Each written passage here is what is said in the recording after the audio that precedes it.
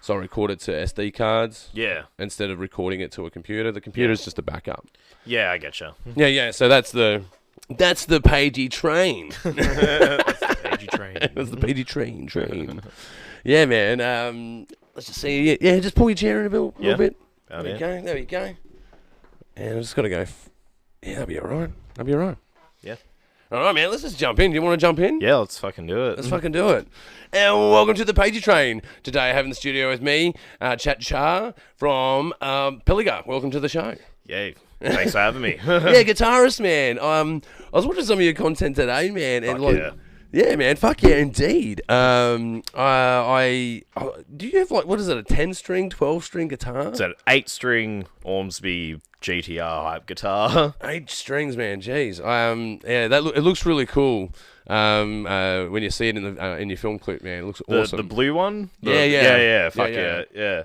No, yeah, they're a lot of fun. There's 8 strings because you can just go so low on it. Like you don't even have to tune down lower. Like it's already set in the typical E standard tuning that you'd get like on a 6 string, and then have that 8 string. It's just like extra girth. Like just go because it's an interesting way to describe it. It's extra girth. Yeah, like it's like a 5-string bass. Like I started playing a 5-string bass not too long ago, and it's like the difference between 4-string and 5-string. It's not that it's tuned any differently. It's just fucking.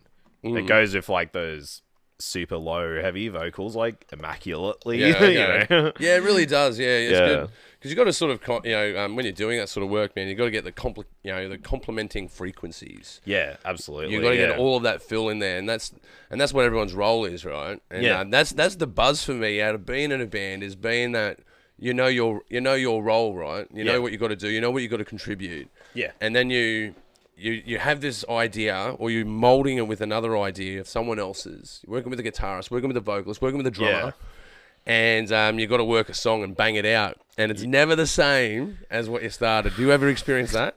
Yeah, like it's different every single time. And like recording wise, like just writing new music, it's like the new stuff that we're working on now is like so different.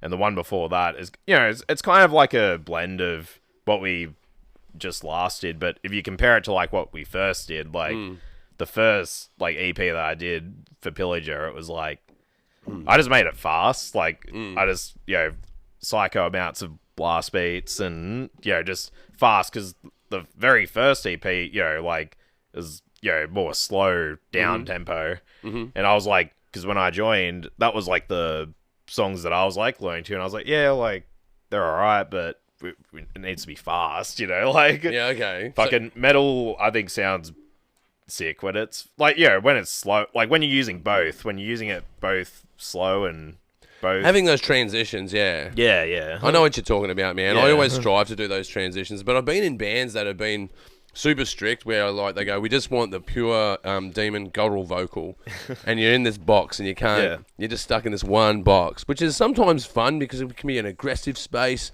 that you can really bang out and have you can really fill that space and have fun, put some heart into it, and certainly have good experiences. But sometimes it's good to get out of that box and be able to transition between slow and faster and cleaner and dirty, you know what I mean? Just learning how to structure a bit. Like because I think like in the first EP there wasn't really a chorus, like there was no chorus, so it's kind of like like it's filled with like really good heavy bits, but like when I'm learning this, I'm like, wait, do we come back to this bit or was that just like verse number 2 or something kind of thing? And so like when I did my first EP like in 2019 and it came out like it was pretty much riffs from like my old band, but I just like made them more aggressive, kind of thing, and just added stuff retrofitting, to it. Man. I've retrofitted stuff. I've got my like when I jam with other dudes, like I've always got my go-to bag of what I do and what I know. But what I like to get to is when I get to go beyond those spaces. Yeah, and you get that with confident musicians that well and can jam with. Yeah, what I find like what works best for us is when we make vocals like the very last thing, but obviously keep the vocalist like informed of like what's happening. But I find it's just way faster if it's a guitar day, just like let the guitarist do what, like come up with a general vague idea that you want it to sound, like this, and you're all, we want a song that sounds like that. Yeah, the riffs and linking the riffs, and then figuring out the arrangement. But it's like giving each member just their own space to like do stuff on their own, and then when it's time, it's kind of like, there's no interference, like outer interference, because you're not, it's annoying when you're trying to be like, when you're arguing over like what riffs to make the song and what riffs not to make, like for me, like I'm chill, like. If I write something and something's like not that great, I'm like, yeah, all right, that's. But then you get other people who just get fucking really like really precious with it. Yeah, they get upset like if you say is their idea and it's like, oh well, it sucks. So that's why we don't want to do it, Yeah, look, it can be bummed. Like you can get bummed out if you've like. I used to get bummed when I used to write, a vocal riff, and match it into a song, right? Yeah, and then it would be. There may be 3 components to a song, and then they decide to go, no, let's remove that component.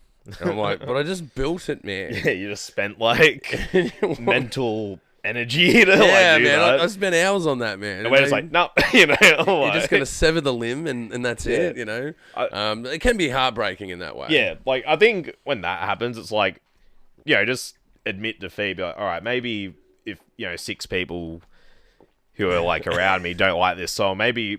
it does need some work, and then once you give it some work, it's like, yeah, all right, now let's fucking use it, Yeah, well, that's things are banged out with conflict like that.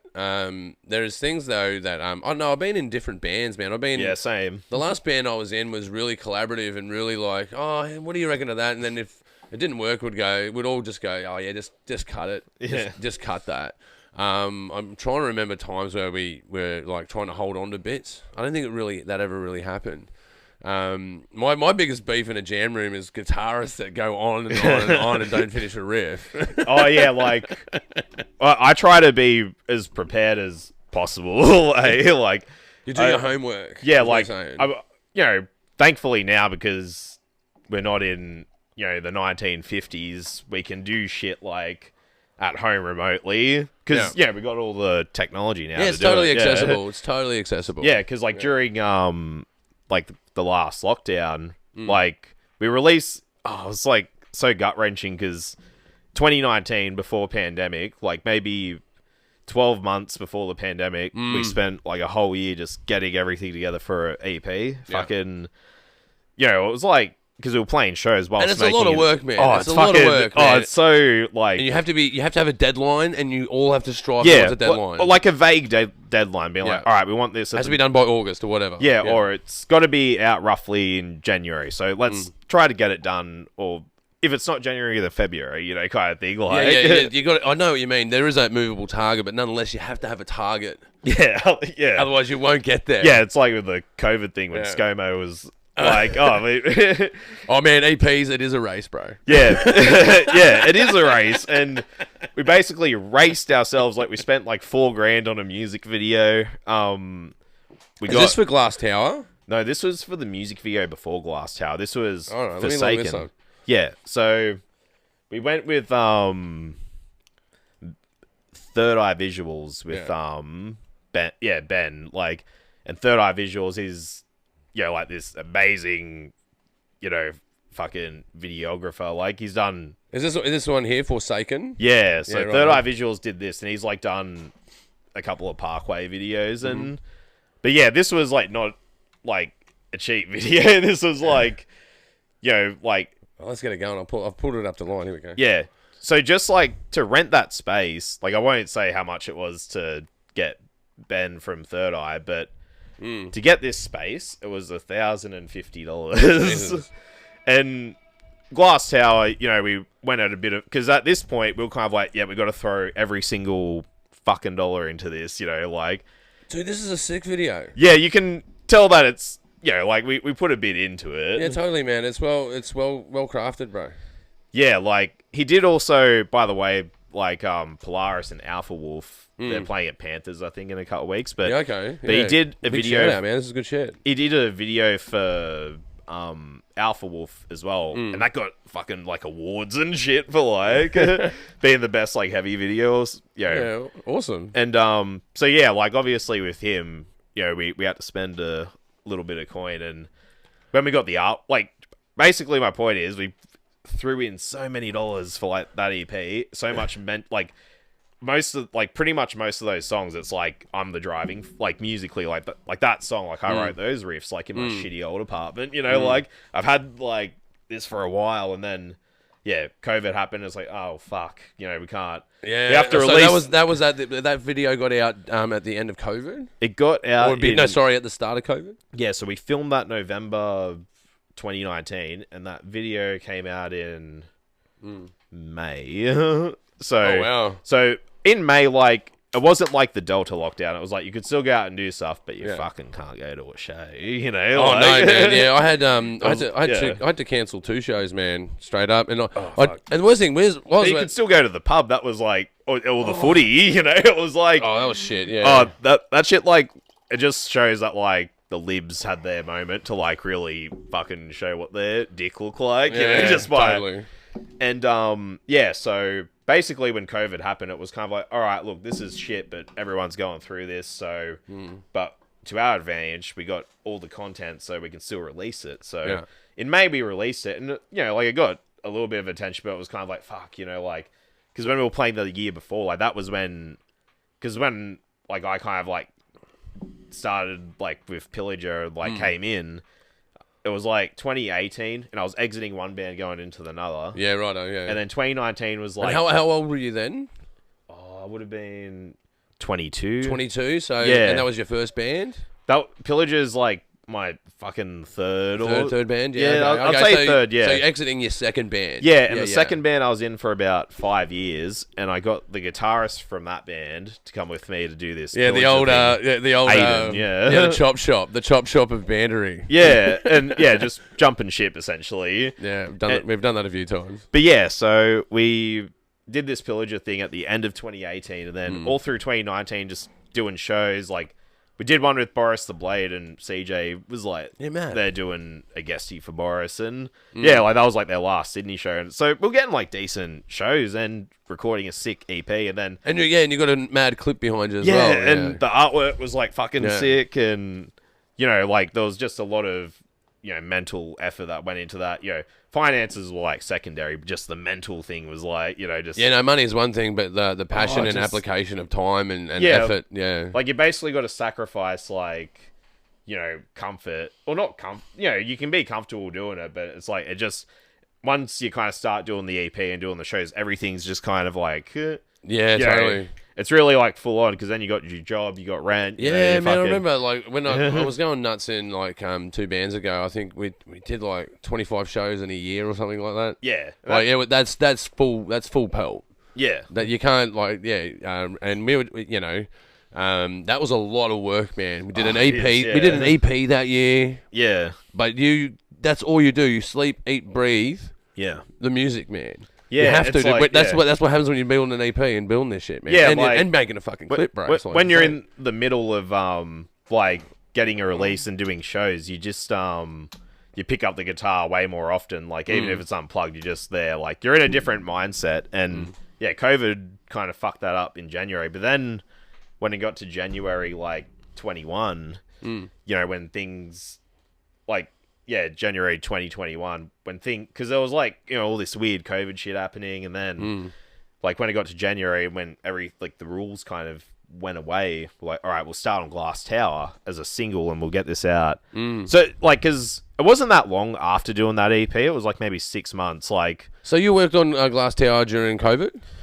Like we worked on Glass Tower in that gap between the first COVID and Delta. Wow, yeah. So in that window of time, we did. So 2019 we did Forsaken Nation, and then in that window of time, released it during COVID. And then in that window, it's like, all right, let's just hop back into like getting more music. Let's just get back into it now that we got this window, and we'll try to put it out. And then I'll pull it up, man. I'll pull this. I'll pull this clip up, man. Yeah, keep going. But so. We finish getting everything we need for Glass Tower, the video, artwork, the final mix of the song. We were getting everything back. And then once we had everything back, Delta. Fucking... I went from, like, being about to, fucking do some shows and do a release, and then instead we got Gladys on TV every single day for like. I remember that. Oh, that was insanity, bro. Because like I would only turn it on just to be like, all right, are there any different rules? Because sometimes I'd change them and all that, and it's like, when are they just gonna fucking like? Oh, bro, this is tight, man. Look at this clip, man. This is a mad clip, bro. Yeah, man. You guys have done a really good job here. Yeah, we're playing that live for the first time at Frankie's on Frankie's this Sunday, man. Sunday the 15th. Yeah, we're playing this song live for the first time. Yeah, man. Yeah, awesome. I'm just gonna get my screen back. There we go. Now we're back in. There we go. Sorry, folks. I'm doing my own switching tonight. My producer is still sick, so I'll be back soon. Sunday night, man. Frankie's. The last gig I did was at Frankie's before the lockdowns. How good is it? Frankie's is the best. It was the first venue I think I went to when like gigs are allowed in 2020 again. Like Barebones was doing a show there, and I was like, because Scotty from Barebones, he actually helped with the bit of the songwriting on Glass Tower. We went for a bit of a different approach when we did Glass Tower, because with the Forsaken era, like in that EP, that was just us like doing our riffs, just doing it on our own. But for the newer stuff, we've kind of got a bit of like guidance, like having songwriting sessions and stuff, just so being like really particular rather than be like, all right, next riff, all right, yep, that riff's good. Oh, we'll add, hell yeah, we'll do that. All right, next riff. But with these songs that we're like, including Glass Tower and the new stuff, we put in, like, we're being like super nitpicky with it. Yeah, wow, okay, man, that's mad. So you've been like, you're looking at the finer details, really breaking it down and really looking at it. So and you built this album over the breakdowns, over the lockdown. Sorry. Yeah. So this new EP, we pretty much started cracking onto it like as soon as lockdown was finished because at the start of 2020 we were working on Glass Tower. Middle of 2021, start of that, we did Glass Tower, like worked on that, got everything we needed for that, and then after that we released it during Delta, and then as soon as it went back to normal last year, where we got rid of the when we basically opened the floodgates, and it's like, yeah, you can fucking do whatever you want, kind of thing. Yeah. Like, when Gladys got, sacked, like, when 2 weeks later, they're just like... Yeah, when Parate came in, yeah. But, so ever since it's been back to normal, like at the end, like just, 6 months ago or whatever, we've just been banging out this EP. man, it's well done, man. Banging out a clip and an EP in that time is pretty hard work. Like, that's takes a lot of collaboration to get it done. It was, we still kept in like constant communication during both of those lockdowns, and like we kind of like in the last like few years, like I don't think we've like ever really. Like, there's been a couple periods where it's kind of like, we're like, it looks like we're not doing anything, but like, we've always like been trying to, make music to the best, like, because now in this, pandemic world, it's kind of like, fuck, I hope there's not like not another I hope we're not lining ourselves up for like COVID release number 3, what I mean? It's like, because it's kind of like, oh fuck, I hope that, like, that's the last we see of all that, Oh man, you got to be remain optimistic, man. Like, over the years, man, like it's like because I was in a band for 5 years, then I was in a band for 7 years, and that's a long time to be in a band. Like a lot of guys I talk to on the show, a lot of the bands like last 3 years. And because they can't keep up with each other, Yeah, so there's a falling out, or there's some sort of creative difference, or one person will want to go that direction, the other person, like.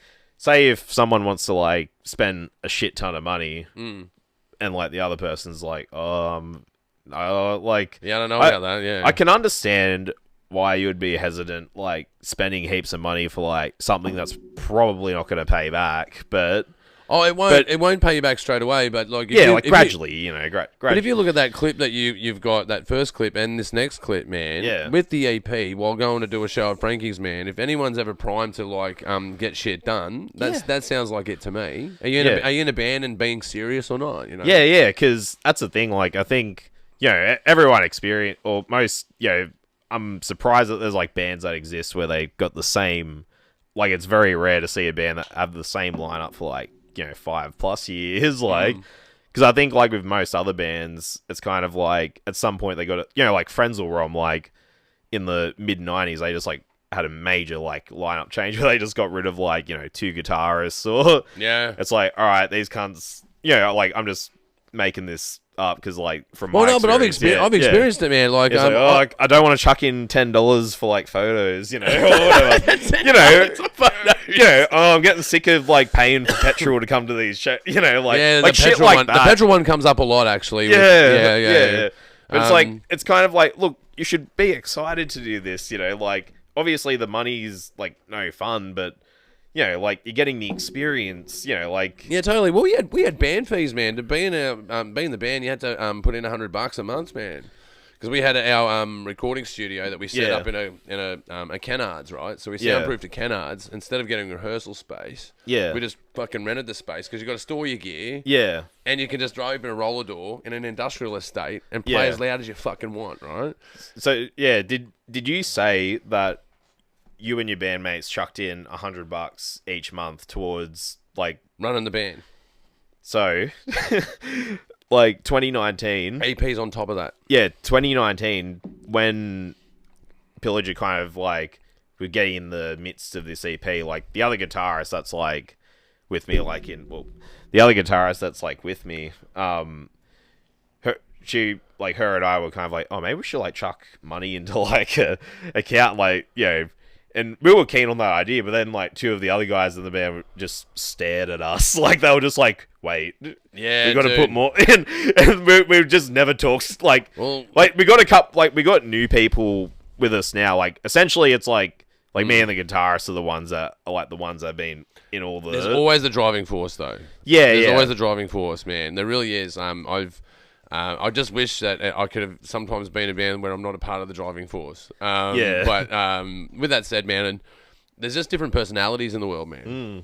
And when you're getting 5 people into a room is super difficult. Oh, for sure. Then you got 5 personalities in that room. Yeah. With 5 different lifestyles and lifestyle choices. Yeah. And it can get complicated. Absolutely. It can get very complicated, but no, we had it set up pretty sweet, man. I think we got through probably 2 lineups. We did 2 sets, man. Yeah, because our when a band has its beginning set and then it writes its next set, and it's always like, I get what I mean? Yeah. There's sometimes a bit of components from the last set that have made it across, and the rest of it just got cut. Yeah, definitely. And I think, I think the last band before that was about 3 sets. Yeah, about 3. Yeah. But that's a lot of work, man. It's a lot of work to get going. I reckon what most people do, like this is just a speculation that I came up with. I think when people look for like committed band members, they have a cheeky stalk and just like look at how expensive their gear looks like. I reckon like. There's got to be some sort of... that's like what's under the hood sort of shit, right? Yeah, it's kind of like... What are you running, babe? Yeah, because like, for me, like, if someone in the band... Like, say if we're like looking for a new band member, if someone like suggests, oh, this guy is keen, I'm like, all right, what's his name? I just want to see what gear... Like, I don't want to... Yeah, totally. Like, that's the first thing. Like, all right, if he's a vocalist, I want to see... You better own a Shaw, man. Like, he better already have something there that I could, like... Well, that's what I mean. If you're a vocalist, you better own a mic. Yeah. Like, or just, like, have... But also have something that proves that, like, you don't... Like, because we're in the digital age now with Facebook, because when it was, like, the 90s or whatever... It's like you got to give them a go and see what happens, kind of thing. Because that's true. Yeah. But in the digital age, it's like, all right, I can see what covers they've done. I can see how expensive their gear is. Like, you can actually like make a bit of an analysis before you. Yeah, well, I never really looked at it that way. Like back in my day, man, we had to put an ad in a music mag. Like, some people still do that, like, but they do it online. And, like, I think they got, like, Gumtree and stuff, like, looking for band members. I think it's Gumtree, yeah. But, like, some of the best mates that I've ever met in my life, we met through the paper. Yeah. Putting an ad out, looking for a drummer. Yeah. Like, a big shout out to Rob, actually. we became friends because he answered an ad. We've been friends for 10 years, man. He went to my wedding, Yeah, yeah, for sure. And that was all just because of playing music, Yeah. Yeah, man. Like, you can meet really cool people, but the hardest thing is just finding the super cool people to get into that room. But then you're going to find, as time ticks on, right, is some people's dedication will change. People have kids. Yeah. And their lifestyle changes. Their lifestyle choices change. And, I think, over time you just kind of see... Once you kind of get, especially, because some people, they'll have kids, in their early 20s or, it always depends, what their, My friends are always having kids. The young ones, the old ones, they're all bloody having kids, mate. What's going on? So, in my old band, and he was in Pillager for, maybe a year or 2 years, 2 years with me in Pillager, he, him and I were always, original members all through the last band we were in. Yeah. And, yeah. And then he was... It's funny you say that, man. I think across 3 bands, I had the same guitarist across 2 of those bands. Yeah. The same bass guitarist across all 3. Yeah. You find, that one that you just know that's reliable. You know what I mean? It's you just realize that's the reliable one. I got to keep him with me. Yeah, because there's different jobs in the band as well. You know what I mean? It's not just about playing music, There's who's driving to the gig, who's fucking doing all the social media shit, and who's doing the graphic design, answering the emails, and fucking who's doing the messenger. Everyone's got to have a job in the band, and bro. And I'm not I don't care if you're on Centrelink, I don't care if you work at Macca's or you're a plumber. That's cool if you have a job, don't have a job, but have an income. But in the band, you got to be doing something. Yeah, man, I can't do everything. Man. I was the guy that sometimes did everything, man. I'd build the poster, book the gig, go and find the other bands to join the fucking bill. Yeah. I'd be the promoter, the fucking treasurer, the fucking whatever else was needed, man. Man, sometimes been even in confrontation with other promoters not paying us and fucking There's been a whole bunch of torment that I've had to fucking put up with, and everyone else just shows up with their shit and plays. Yeah, and I hate that. I'm glad that it's really straightforward with Frankie's, because usually when it's free, it's a mad venue, bro. Have you done Frankie's before? In my old band, I think I did maybe 5 shows there, but it's awesome. But that venue is super sentimental to me. I went there for my 18th, my 21st. I've had a couple anniversaries there. Again, as I just said, birthdays. Yeah, and it's got sentimental value. I think the first time when I went, when I was I'm sentimental about the place, man. Eating pizza there, playing pinball, man. Yeah, playing. I got a Phantom Menace one there. Yeah, man. And I've played there, man, and I know that I've played on the same stage as Queens of the Stone Age, and fucking all these cool people have been there, man. And Dave Grohl. Yeah, man. Did you hear that story where he was in the bathroom where there's this story going around that Dave Grohl, he was I've heard the story. Yeah, where he was just in the bathroom and he was just feeding people Jack Daniels. It's if he's at that venue doing that, it's special. That's incredible, man. Yeah, it's fucking incredible. So he's you go for a piss and you run into Dave Grohl and he's got a Jack Daniels for you. Yeah, that was a story that was going around. Apparently, he didn't get kicked out, but apparently, the staff was kind of hey, bro, you're all good. You can still. I swear I don't have COVID. That's right. Yeah, but I think the staff had to go up to him and be hey man, you're not gonna get kicked out, but just just we know you're Dave Grohl, but it's illegal. Just remember that you're Dave Grohl. Yeah, it's just it's illegal. It's illegal, and you're gonna get in trouble. We're gonna get in trouble. There's gonna be a whole bunch of trouble. Stop doing it. Yeah, fucking. I went to the log cabin the other day, and I saw it's not bad. Yeah, it's a bit spendy, but I don't mind paying money if it's quality. If it's really fucking good gourmet food, I'll spend a little bit more. Yeah, look, I think they're still learning there. I think they're all very new, but they're learning fast. So I'll give a big shout out to those guys. I think they're doing all right. Yeah. What I thought was funny is I went to the bar and it was a weird vibe. It was heaps of like, I did not see a single person of color. Like, in the, it was on a Wednesday night as well, which is like weird. But yeah, it was just like a super like weird. It was kind of like because it is. I don't know because it looked like a Liberal Party gathering. Like it was that white. Like wow, jeez. Because like at most places, you go to like the Cow or Peachy and everyone's just normal people. But this was like I don't know. I didn't notice that. But it's like the log cabin. It was like. I had this super Christian vibe about it, or just something like really conservative. Are you saying you walked in there and you're like, man, this is all these are all Liberal voters in here? Yeah, like that's the vibe. Yeah, like not the people working there, just the patrons that were there that night. Like the people working there like looked normal and fucking when I was like getting a beer, there was like this fucking like 40-year-old like Penrith dad, but he was like dressed up nice. But you'd know like any other day, it's probably Centrelink night or whatever. But like, he was just at the bar and like Centrelink night, at the log cabin. This is hilarious. Yeah, like but he like looked typical Penrith, like, oh yeah, can I just have like fucking like you said, he was like that, and. He was getting like a tray of like 8 alcoholic drinks. Some of them could have been soft drinks, I don't know, but but it looked like he was getting a tray of drinks. He needed a tray, and his fucking 7-year-old looking son comes over like all dressed up, and the lady, the lady behind the bar is just like, like you can't have a kid at the bar. And he's like, he's just helping me hand the drinks to the table, and it's just. Well, are you saying that he was a Liberal voter? He's like that's something that ScoMo would do. Yeah, maybe. I don't know. Maybe he would. I don't know if he did though. I'm sure he'd lie about it. But fucking. Did you watch the latest debate? Oh man, I've been watching the debate. Did you watch that debate that happened last night? Yeah, man. I watched. I watched the debate.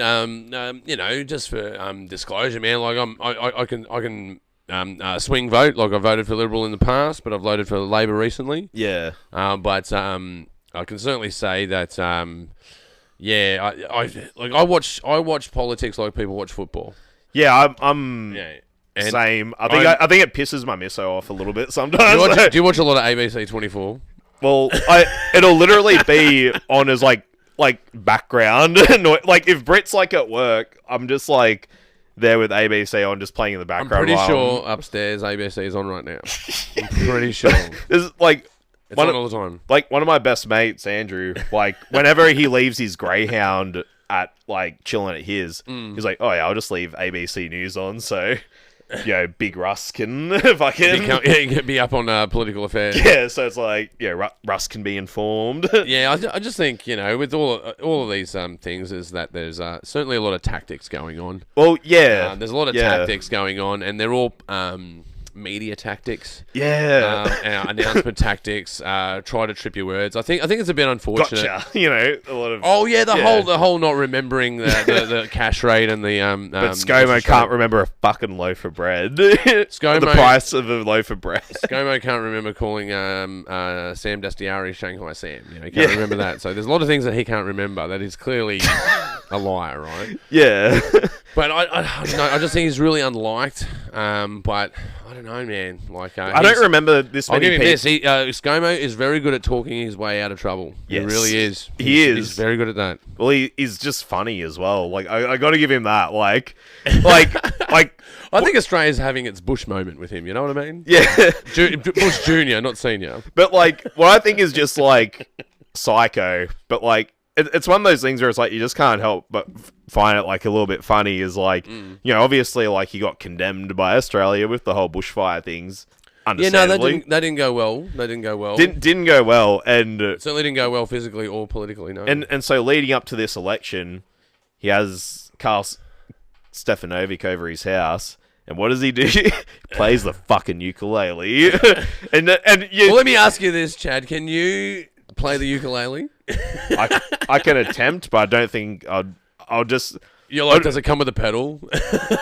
I'd be more like... It'd be like me playing guitar for the first time, but like at a toddler level. Because that's me with any instrument I don't touch. Like, like even like with the bass, like when it was like lockdown last year, and I had all this money because I wasn't going to the pub, you know, and playing shows and touring and all that. I was like, you were on pause from being a musician, so you were cashed up. So, bought a shit ton of bass gear. I bought a shit ton of like bass guitar stuff, and as you do. Yeah, and even though like the 8-string is thicker strings, bought a whole bunch of podcast stuff. Yeah, but like and when I got this fucking bass, like, because I was having a lot of fun with it, and fucking I started getting like blisters on my hands the next day, like bass fucking because I wasn't used to it, and you got to bash. They are solid strings, man. I don't know how you guitarists do it as well. Like I find on a guitar that even the metal strings on an electric guitar. Yeah. Because you would have calluses, on the edge of your fingers for sure. On this one. Yeah. You would for doing the frets, man. Yeah. Like, it's interesting because when I'm, like, not recording and not doing shows, I'm kind of like, I'll play guitar, like, way more often at home. But then when I start, like, going to the pracs and getting ready for a show, because I won't, like, I literally won't touch any of my instruments for, like, most of the week. But if someone's like, oh, yeah, there's prac or there's recording or there's a show on, in 2 days. When there's a focus on, I'll spend like 7 hours. Because normally it'd be like, I reckon it would be healthy if you play an hour a day. But I'm kind of like, I'll just cram 7 hours into one day, and just I get obsessive with vocals like that, man. Yeah. I especially doing covers and writing my own vocal riffs. Yeah. Like, I know this sounds crazy, man, but sometimes when I'm in the shower, I can hear a guitar riff in my head. Just a random riff. I think most people can, to be honest. I think they can, really. But then I put a vocal riff to it.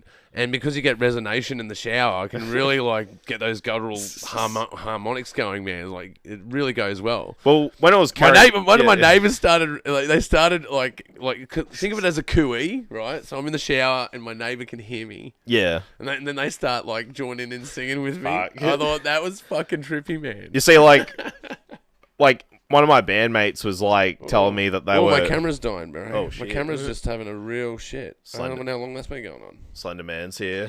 All right, man. Just give me a sec. Sorry about that, bro. Oh, gee. But yeah, like if you got 3 guys in a band, like, and if you can all play at least 2 instruments, I reckon you can do so much, and you don't worry about the later members until there's like a show offer, because then you can kind of be like, hey, the 3 of us know what we're doing. We just like need 2 other guys to like do this, and the show will kind of sugar them up to like come and do it. It's funny, you give them something, be like, hey, join my band, but there's a show coming up, so if you join my band now, you can. I like the way you put that. You sugar it up, because you do have to do that. Yeah, like give them a reason to come. That like they got to at least think about it. You know what I mean? Because if you're like at the beginning stage, it's kind of like, I reckon it's a more higher up battle if you're starting from scratch, because.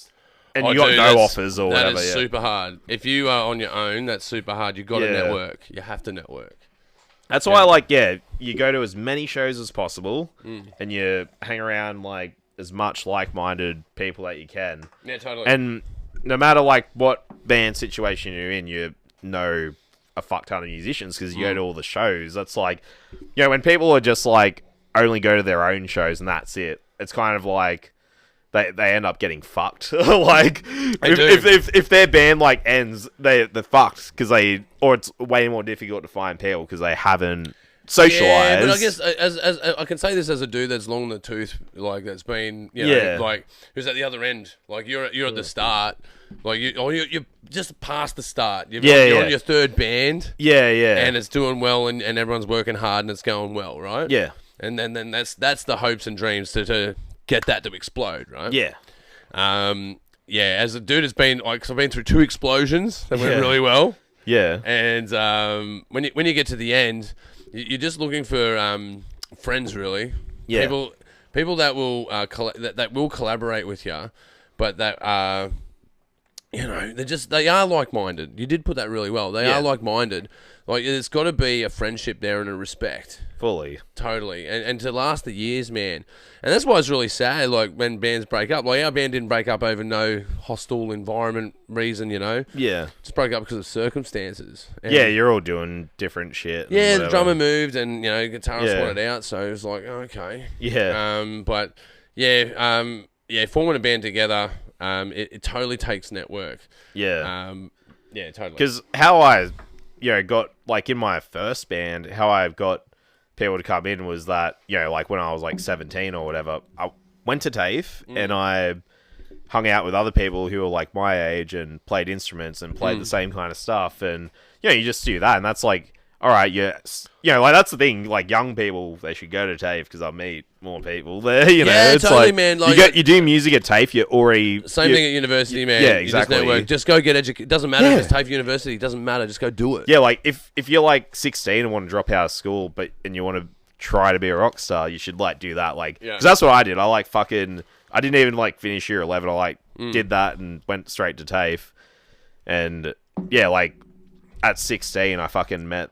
Or 16, 17, I met, two of the people there that were in my original band, and we fucking ended up touring. And we met from TAFE, and we ended up, like, fucking touring. And, like... it's great when it's serendipitous like that, man. It's just really so... Is. There was, like, when it comes together like that. Yeah, there was, like, me and the vocalist from the original band that I was in, we, like, went to high school together, and... We were, like, drinking since we were underage, and, like, Yeah, totally. And then you end up... That's very similar to me, yeah. Yeah, like, you end up drinking somewhere, like, you're underage and playing a little, small, shitty venue, and then at some point, depending on, how hard you've worked for it, you end up playing on a fucking stage in front of... Yeah, dude. Yeah. My first band, Leaving Metropolis, we started in North Queensland. But me and my guitarist, we grew up we went to the same high school, and, we used to prowl the night, man. We would go out at night and just cause havoc, man. It was pretty intense. But then we ended up in Townsville. We started a band there. And I remember the first show that I did, man, it was like 300 people there. Yeah. And straight there, I was hooked, man. Oh, 300 people, that's like... Like, it's a dream come true, man. Yeah, it's like such a shame that, like... even now, like, with all the restrictions and stuff, like, kind of ease back up to, being more or less normal. It's just such a shame that there's, like, so little venues. Because, cover bands and fucking, like, karaoke nights sometimes, arguably... Yeah, man. Go better than, like, and it's, like, a local band. No matter what genre, it's, like... Oh, dude, man, I'll get a mosh pit more frequently at a karaoke night than I will doing a Sydney show. Yeah, like... That's terrible. When I recorded the first Pillager, like my first Pillager EP with Aiden, the ex guitarist who was with me, the previous guitarist from once removed before. Yes, yeah, him and I went to Canberra to record with like a producer in Canberra, and it was an interesting weekend because like. The first time we went there to record in Canberra, like, because neither of us drive, so, like, we got a homie to come with us. None of you drive? How do you get the band done? Oh, well, that was... Oh, you're in high school? Oh, it was, like, a few years ago. Yeah, okay. Yeah. But, like... That's near impossible. How the fuck do you do this? Oh, yeah, don't worry. Like, even, like, right now, like, I think there's one or two guys, like, in the band that... Like, so, on Frankie's, like, the five of us that are playing at Frankie's, only two of them drive. Oh, wow. And the like... You're driving all the gear. But, like, look, my dad's helped me out on Sunday. Okay, fair enough. My dad's, like, helped me on the way in, and he's gonna actually, like... My 57-year-old dad's actually going to hang around to watch. Oh, wow. He's going to stick around for the show, man. That's awesome. Just like... Hey, old man, why don't you go to one of my shows? What's going on? Like, he's only going to come for, like, probably... Because we're playing first, he's probably going to come for my set. But even then, I'm kind of like, yeah, you could, like, go home if you want. Is the old man into metal, though, or...? No. Like, oh, wow. Well, like, he's not into metal. Like, he'll give it a go if I throw him a link and be like, hey, what do you think of this? He'll actually watch it. And he'll actually be like, yeah, this is good, but I don't like the fucking noise. It's like, but like, my dad will actually analyze and listen to a whole metal song. And like, sometimes... And give a decent opinion about it, huh? Yeah. So like, he doesn't mind stuff that has cleaner vocals. Yeah, I see. They always say that. And it's like such a... Well, the thing I get a lot is, like, I had this friend, he goes, man, I like what you're doing, man, but I just don't understand what you're saying. Oh, dude, man. I go, do you like James Brown? And he'll go, yeah. I go, do you understand what the fuck James Brown is saying? Oh, fuck. Even Eminem sometimes, like, fucking blah, blah, blah. Yeah, man. That's what, it's riffing, man. You're riffing in one style or another. Like, and, yeah, totally. Even if, like, fucking, like... fucking like Nicki Minaj is on or Lil Wayne or whatever. Sometimes I don't understand what they're saying. I don't mind Lil Wayne actually. Hey man, we got a chance. Hey, while we're talking about your show, let's plug your show again. So when are you playing again?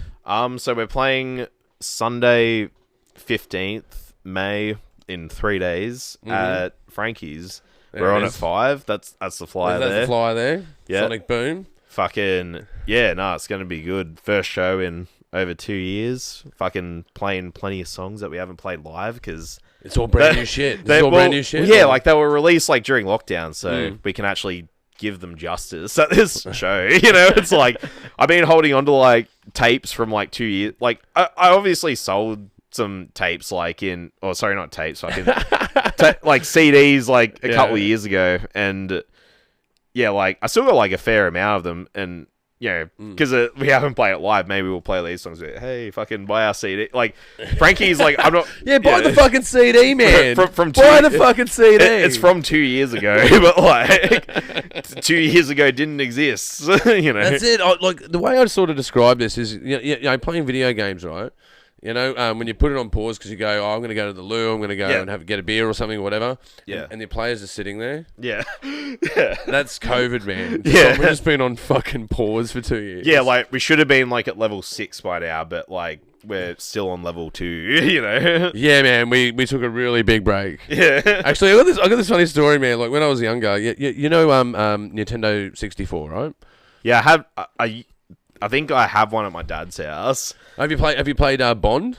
James Bond on it? I think I watched like my brother when I was like really young play it, but when I was playing the N64, it was like Rogue Squadron, Pod Racer, fucking. Yeah, okay. What else was there? There was like that was dry. Fuck, like I gotta play it again. Like I know that at my dad's house there's like a box of just like fucking. There's a whole bunch of cartridge games. Well, I fucking missed it. Bring him back. Well, but just like a stand-up shoot 'em up, right? So floating gun goes around shooting people, right? Yeah, it's like fucking Counter-Strike COD. Whatever, yeah, man. I used to attack enemies and get them to shoot at me and hide behind a crate. And then you'd have bullets whizzing past you, like boom, boom, boom, boom, right? And then, because I was in high school, I'd get out a billy and rip a bong, but without putting it on pause, though. Yeah. So you can't put it on pause. You have to have enemies attacking you. Fucking hell, and then rip a billy. Yeah. And then continue playing. So, when it was... Sorry, Mum and Dad. When it was, like, last year during the lockdown... Allegedly. Like last year during the lockdown, I was still going to work through most of it, because... Technically, I was an essential worker. Yeah, that vague thing. But when is essential? Isn't everything fucking essential? Yeah, well, because I was like working fucking essential. I was lucky that I was doing like I was doing like construction like / government job stuff. So we were like safe. Thankfully, fucking I know a lot of people cop that, which is so shit. Oh, dude, it's such a mixed bag, huh? Like. Because some people, like, even people that, like, weren't at work were doing kind of all right. Like, especially in 2020, like, fucking if you weren't working in 2020 getting those COVID payments, the sugar injections, Yeah, fucking, but anyway, so during last lockdown, I've replayed through the Halo games, fucking on, like, the hardest difficulty. Oh, yeah. And, I love doing that shit. I absolutely love doing that shit, man. Because I thrashed. We used to have a ritual where we would play games on hard for New Year's, like but New Year kick-ons. Yeah. So you got New Year's and then you're doing the kick-ons, and then we'd play video games. Fucking, but you'd have to put it on the hardest setting. Being like scattered on drugs and fucking just being drunk as fuck while playing a super difficult. Like allegedly. Like have you played? Yeah, allegedly. Fucking. Have you played Call of Duty World at War? Like. It's like nah, man. I quit playing computer games. We were talking about it before. Like when you play music, right? You get obsessive. You got to do that 7 hours, right? Yeah. I get the same with computer games, man. I'm always doing something. I'm always like either making a movie, being in a band, running a podcast. Yeah, you got to be a festival. Yeah. I need to keep going. Keep going. Yeah. And if I do computer games, man, it will just throw a spanner in the works. It really will. Because. Yeah, like, I remember just, like, one night I came home and I was like, look, I'm going to get some shit done today. But instead I cracked open... Like, I was just, like... I had a big day, and I was like, the whole day I was like, yep, when I go home, I'm going to play guitar for 2 hours. I'm going to do this. I'm going to do that. And I came home and like one of the cats took a shit on the tiles. So I spent like an hour. Fucking cats, man. Yeah, like, so the cat took a shit on the tiles, and I was like, why the fucking tiles, bro? Yeah, it's got its litter tray. It was like, just being because they're rescues, and like, they've only been living with us for like 6 months, and one of them's a bit old and blind. Yeah, man. Actually, I've seen on Instagram you and your bird with this cat, and it's got one eye. Randy. Man, a cool looking cat, actually. Yeah. So before we like rescued and like adopted him, he was like a bit of a stray. We thought he was a stray because he didn't have a collar. He had one eye. He came up to our door, and like his fucking ribs were showing, and he was just like rolling around. Get the fuck out of here.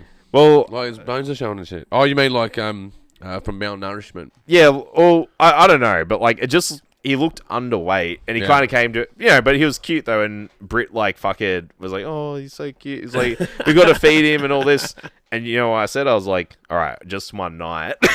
Yeah, that's how it happens. I said, all right, just one night. Like it was like a full Shrek thing where he tells Donkey just one night, and then he's like fucking. And that's it. Now they're friends for life. Yeah, kind of thing. And we ended up finding out they had an owner, but like she got like arrested or something like that. And the son came over and was like, "Hey, do you want to look after these cats? My mum's a fucking psycho and doesn't know what she's doing with them." And I was like, "Yeah, we can take him off your hands." And yeah, like fucking Randy, since he's been over, he's like gained a bit of weight. like we got him to a healthy. Well, it's good that his ribs aren't showing, man. Yeah, so he got to a healthy size. But you know what he does to fuck with the other cat, which is old and a bit blind, when he notices that she like is done with her food, he fucking goes over there and starts digging into it because he knows that she can't. It's alright because he's got one eye and he knows that like she. well, obviously he doesn't need two eyes to see that. Yeah. So, but man, look, while I've got you, I've got to break some terrible news to you. I have to break some terrible news. No. I know we were having a beer last week at the pub. Yes. And I told you that this was going to be episode 100. Yes. And we were going to smoke a cigar. Yes. Well, I had a guest come round last week and he brought his director with him, so I had to do 2 interviews in one night. Right. So that pushed the number out, so then we would be 101. I'm still happy about that. 101 Dalmatians. The story gets even worse. A very good shout out to my friend Benny Hewlett. He's doing a ride from Melbourne to Townsville for Black Dog to raise money for men's health. Yep. And he dropped by on Monday, and I go, have to do a podcast with you to promote what you're doing, bro. If you don't do that, then it's kind of like... Don't you have another one like tomorrow? You got like... Yeah, I've got one tomorrow. So I've got a political one with Scotty Belshaw tomorrow. I wish I was like a part of that one. But like I got band prac, but it's just like... Are you busy, bro? You're busy. You got a show on. You got a show on. It's on the 15th at Frankie's Pizza in the city. Fuck, Jeff, he's having a... He like fucking because I'm like besties with his nephew because him and I are in bands and all that, so me and Mitch are like super fucking tight. And Jeff, like for months and months he's just been like, oh yeah, like election night we got to have it like it at my house kind of thing. And I'm like, yeah, I'll be there. I'll be there. That's right, he was advertising that. He was.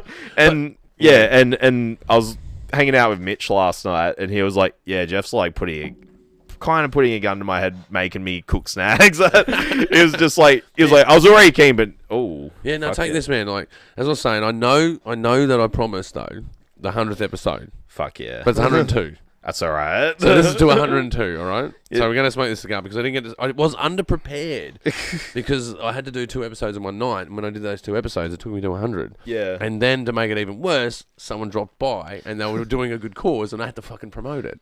Oh yeah. Like, look, I know what that's like because fucking like so with Pillager because we're in the middle of doing this EP. Fucking, when.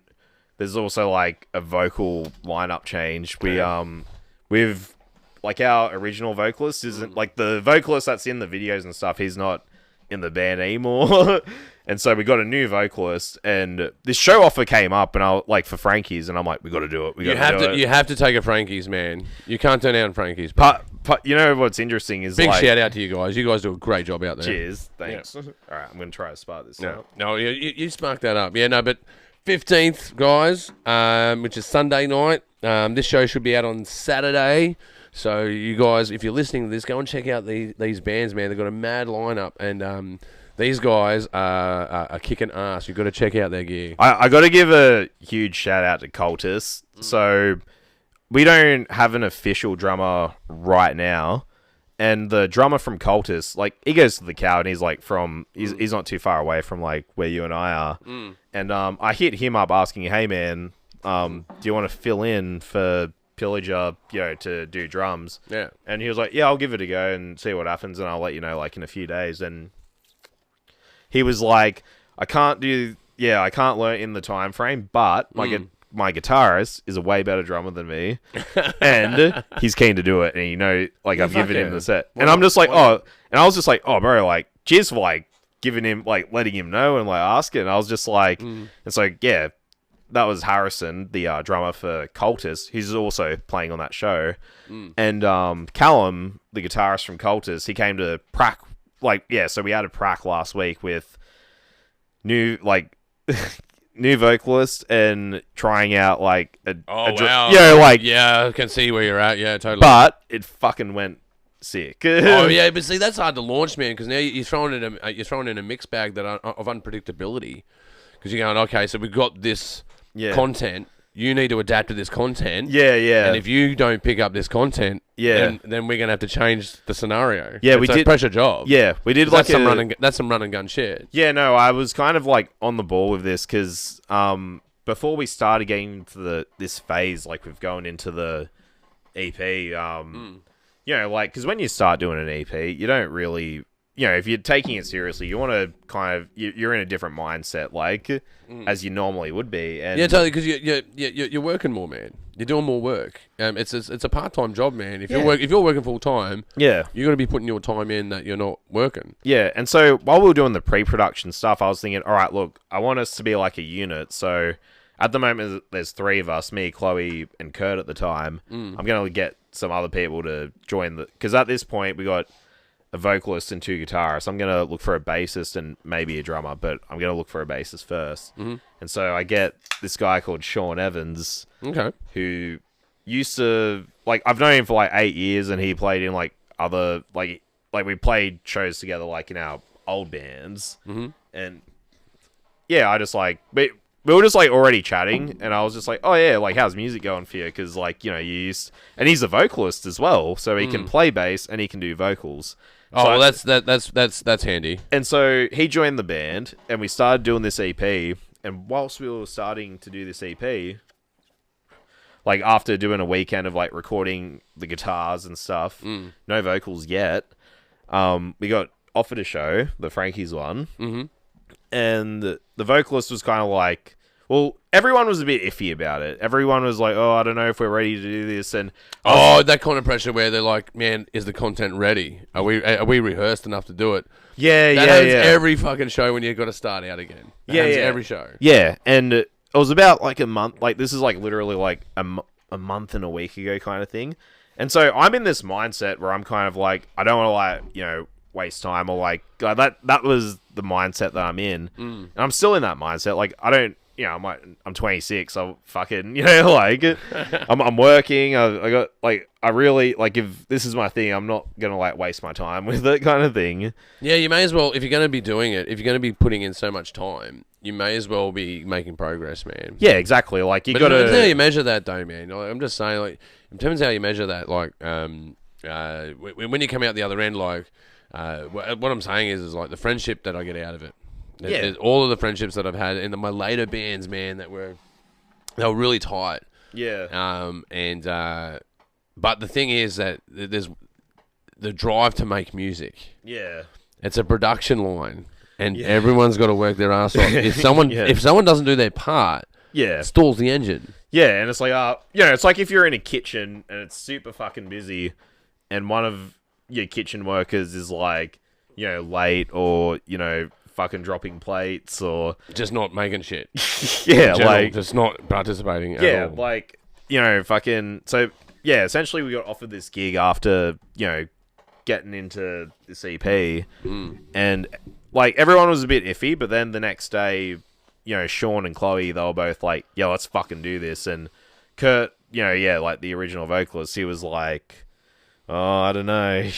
But he was like, yeah, all right, like I'll do some pracs. And then we ended up, like 2 days later, it was kind of like, no, I don't want to do it. And that, for the rest of us, like, oh, fuck, like, that was the last straw kind of thing. Because, like when someone in the band, like, just keeps, like, doing shit that, like, makes life harder. Well, makes life harder. And the other guys and myself, we're kind of like, oh, fuck, like, we got to do this show. We've accepted it, kind of thing. And well, you can't back down, man. You've got a contract, man. Well, you got a contract. Why would you back out of it? And it's a good venue, man. Well, it's a great show. Yeah, like I feel like it's like a slap in the face to Frankie's if we don't do it. You know what I mean? I'm just like, they're trying to put a show on, man. And they gave you their time, man. They're a great venue, and there's plenty of people that want to play there.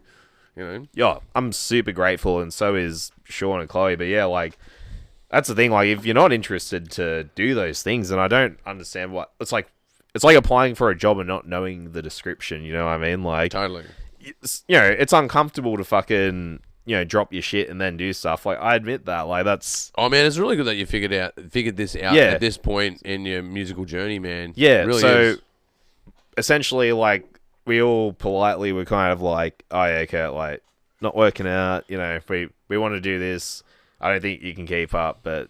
here's the money that, like, you chucked in for the EP. We kind of, like, tried to be... I was, like, high as fuck when I was, like... Jesus. I was, like... So, but it was, folks, that's just, what happens in your 20s in a band. That's just that's how it goes down. Yeah, because, like, before, like, sending the message, because me and the other two guys, like, we hung out, we had a chat about... We had, like, really lengthy chats about, like, this, and, we were kind of, like, yeah, like, because if he doesn't do the show, then he's kind of, like, not in the band for a month. We're doing stuff without him. We're kind of like, yeah, it's like... Yeah, it's harsh. That's harsh. Yeah, and, like, this is just, like, the truth. It's just kind of like... Anyway, we, get given the show offer, and then 2 days later, he's like... Because he said yes, and then he's like, no, don't want to do it. And then we're kind of like, well, like, well, we're going to... Because, he was like... Well, if you're doing the show, you're doing it without me. We're kind of like, okay. Well, wow, man, that's some heavy shit, man.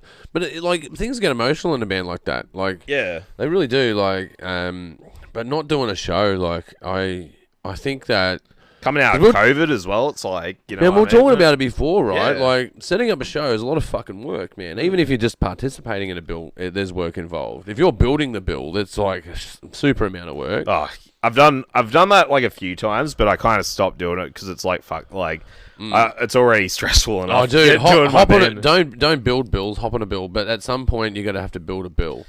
You have to build, I've done it before. You do have to build them at some point. Like your EP launches, you've got to build it because you're the headliner. Yeah, you got to like talk to some fucking people. You know what I mean? Like, you got to get it done. Yeah, that's the thing. Like, but it's networking. You just got to network. Yeah, like as far as jobs in the band go, like I'm happy to like, like I it's way easier when you're in a band where everyone's like just proactive. Like paying attention to the emails. Like obviously. Or if your job's to like write all the riffs and to be like the songwriter of the band, I don't care what else you do, kind of thing, because you're already contributing something that's like already, like it's like an income. It's kind of like you keep that one flow of something coming, and content is king, man. If you're like, because you're a guitarist, right? So you know that you drive a song. Yeah, and a vocalist is someone that's going to accent that song. Yeah, but they're going to be very prominent. In the exposure of that song. A drummer is someone that without them being totally proficient, it's going to be noticeable. Yeah. But the problem is when the drummer is really proficient, general listeners don't notice the drummer. Yeah. They notice the vocalist and the guitarist first. Like, they might have nuances where they find out where the drummer is, and the bassist, man. Oh, yeah. The bassist is the most secretive person in the band, man, when you're listening to them, you know what I mean? Like, if you're a musician, you go, oh, yeah, there's the bass, man. Yeah. I like that. But for listeners, they don't think about it that way. They think about it as the story, right? Yeah, like, I think bass, like, fucking... Because ever since I, like, really started, when I bought all my bass shit during lockdown, I was like... You listen to music differently when you have like the bass, because or after you've played bass, because it's just like like Korn or fucking man. Even like you you just try to listen to it now because it's like. I think I even did a show once without a bass guitarist. I'm trying to think. Yeah, there was a time I think that we did a show with the bass guitarist didn't show up and we had to do the show. Like, what do you fucking do? Yeah, like when it comes to like recording music, like you can easily just whether if it's Pro Tools or fucking like if you're using the software, you can actually like just program the bass in. And, like, granted, you can make it sound exactly like a bass and you can make the time go quicker, but, like, I'm very kind of like, nah, we got to have a real... Like, I once, I think we went digital bass and I was like, yeah, nah, fuck, it's got to be a real instrument next time. Like, I tried it once and I was like, yeah, look, it's all right, but I don't know, like, with drums, I kind of understand if you got to program that, like, especially if it's, like, heavy... shit, kind of thing. But yeah, like with bass guitar, I think it just works better if you're all using the same studio, you know what I mean? Like totally. Yeah, absolutely. Like if it's all done in the same studio, that's sick, like that's real, kind of thing. Yes. Yeah, I did Killing in the Name of, and what I did I can't remember. I did Toxicity.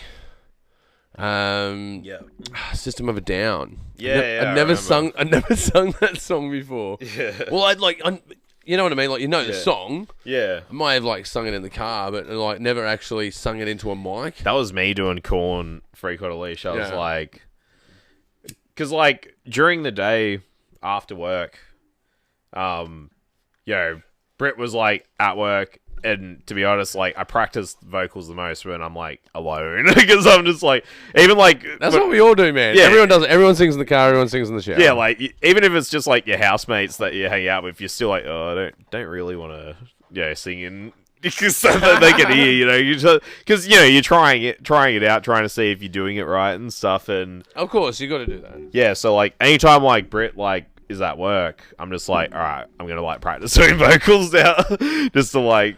Oh, dude, I've got it set up. So I did that. I'm set up, man. I've got 2 mics upstairs. You got that light, by the way. Yeah, that lighter. Yeah. Yeah. I've got 2 mics set up upstairs. Remote mics that goes into an amp, and you can just jump straight in, sing any song, man. Mm-hmm. Yeah, the thing I missed though. So you like warm up before karaoke? You can actually fucking warm up. Oh, dude, yeah, I can warm up if I don't think I've ever warmed up before doing karaoke, but I certainly can practice songs if I wanted to. Like, there's songs that I know. Fuck. Yeah, like you got to be like in a mood to like, cause I do like backing vocals like for Pillager, like when we're doing it live. Like I haven't recorded vocals like for Pillager, but yeah, if like the vocalist is so just to get back to the story before, so when we kicked out Kurt, we moved Sean, who came in as the bass player, to be the vocalist. So we just like shifted the bassist to like. Man, it happened differently in one of my bands. The vocalist moved to the bass, and I became the vocalist. Sick. Yeah, man. Power move. Oh, no, it wasn't about that. It wasn't about that at all. It's just about I was hanging out with these guys that were doing music. I'd been in a band with some of those guys before. Yeah. And I said, man, let me I don't mind setting up your shows, doing your graphic design. I just need something to work on. Like I need to flex my skills. Yeah. And I don't mind offering my services for free, like, 'cause you're my mates. Yeah. And I think they were jamming, and I just was, I picked up a mic and I just started like doing shit. Just because the mic was there, I was just being a funny cunt. Yeah. You know? I find it mental when like. And they go, you should be the singer. Like, oh fuck, all right. Yeah, fucking. That's the thing. Like, if everyone knows like 2 instruments before they go in, or like while they're in a band, it's just. Oh man, that's way better. Everyone's like. Yeah, like imagine if you were in a band and everyone was like Dave Grohl, like everyone just everyone could like write super band. Everyone could like write an album each, like on their own, and then they all bring it to like a table and just break 2 of their songs up and like they've done everything. Can I play instruments? Can I do them on stage? No. Can I play drums? I can play drums. drums, if that was the first instrument that I touched, and I'm fucking, I gave up really early on it. Like when I was like 14, I tried drums, and then when I was like 15, I just fucking, I was like, yeah, guitar's better. Yeah. So it's like if I was a drummer now, because if you're a drummer now, you could like there'll be like 10 fucking mans or people like in your DMs. Dude, there's not enough drummers in the world. No. There's nowhere near enough drummers in the world. It's like, I can tell you that. There's always a drummer shortage.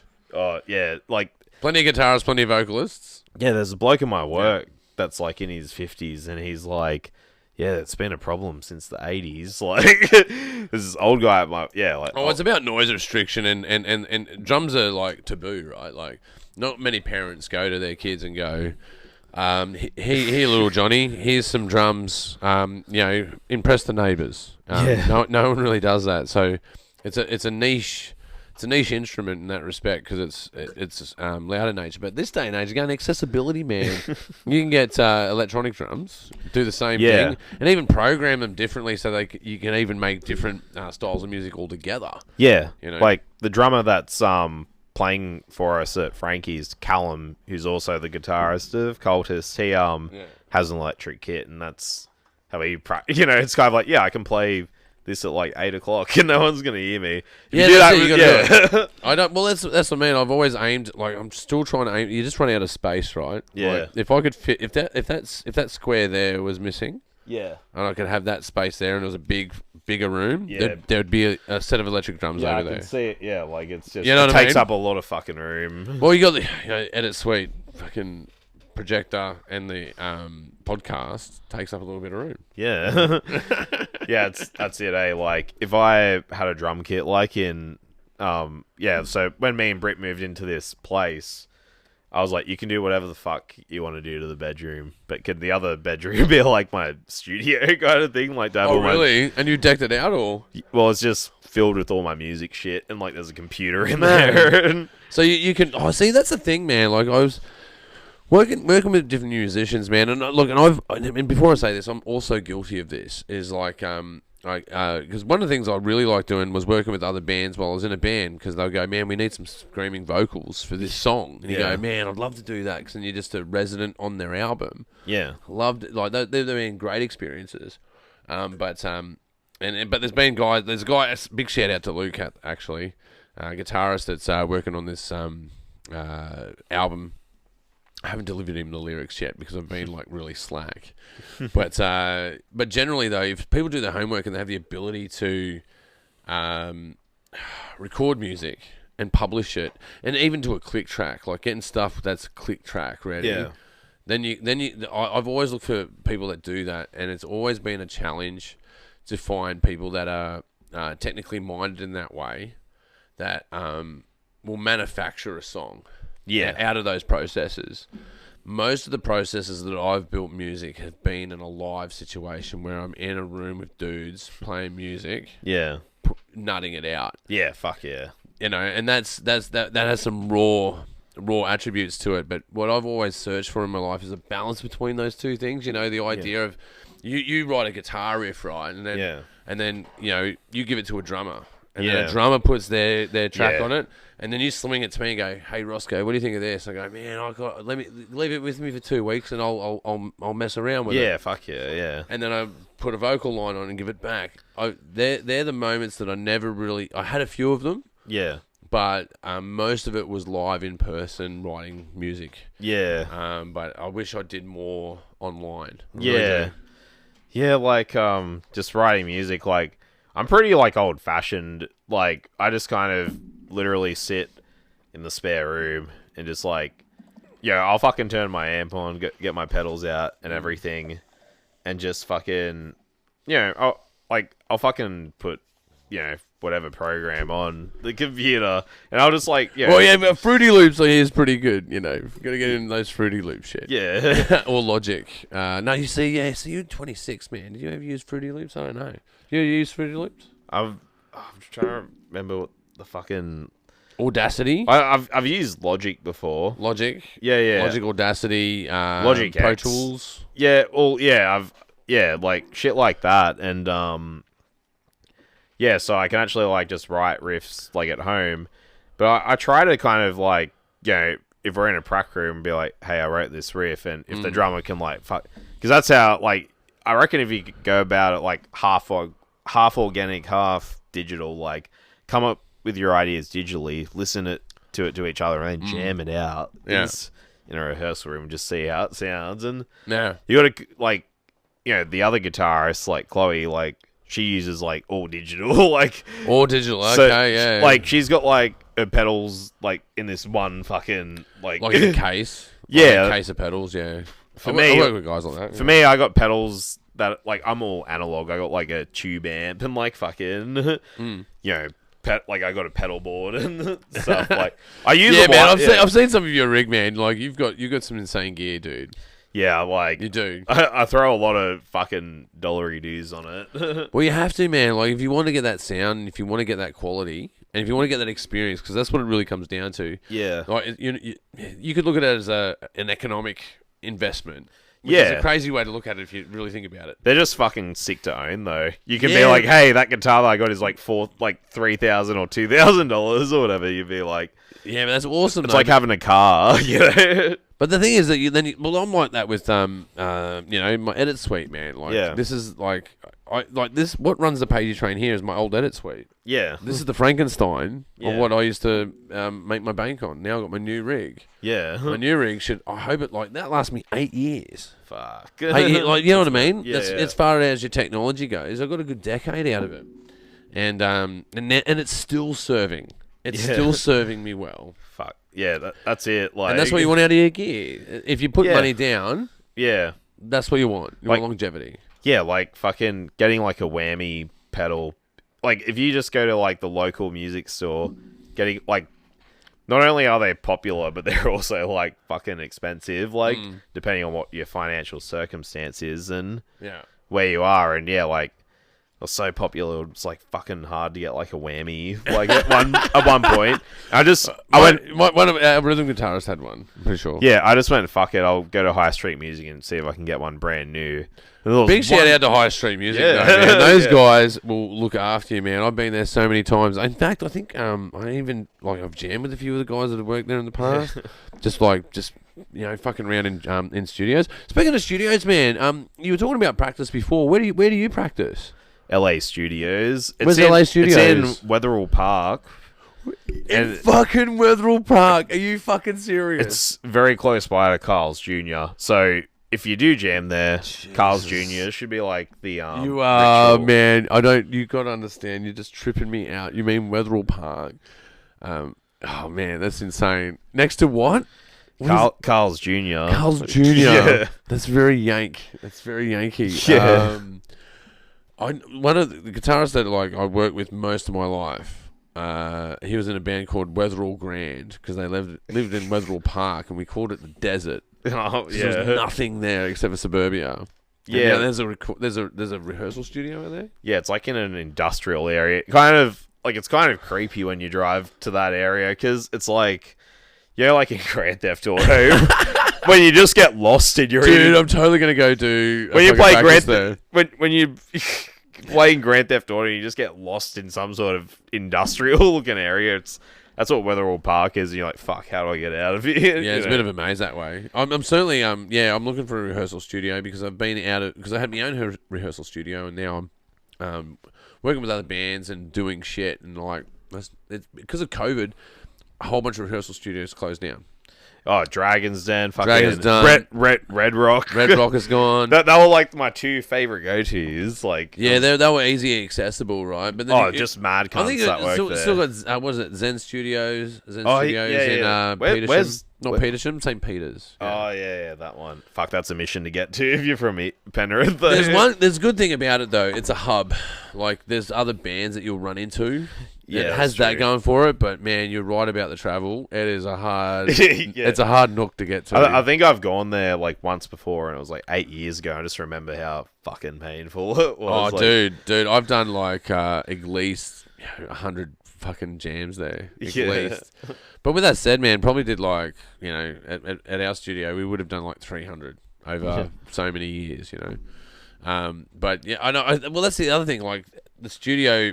it's an attraction. So when you set up a recording space, if you have a recording space and go, man, we can make all the noise we like here. Yeah. Then you can set up a band.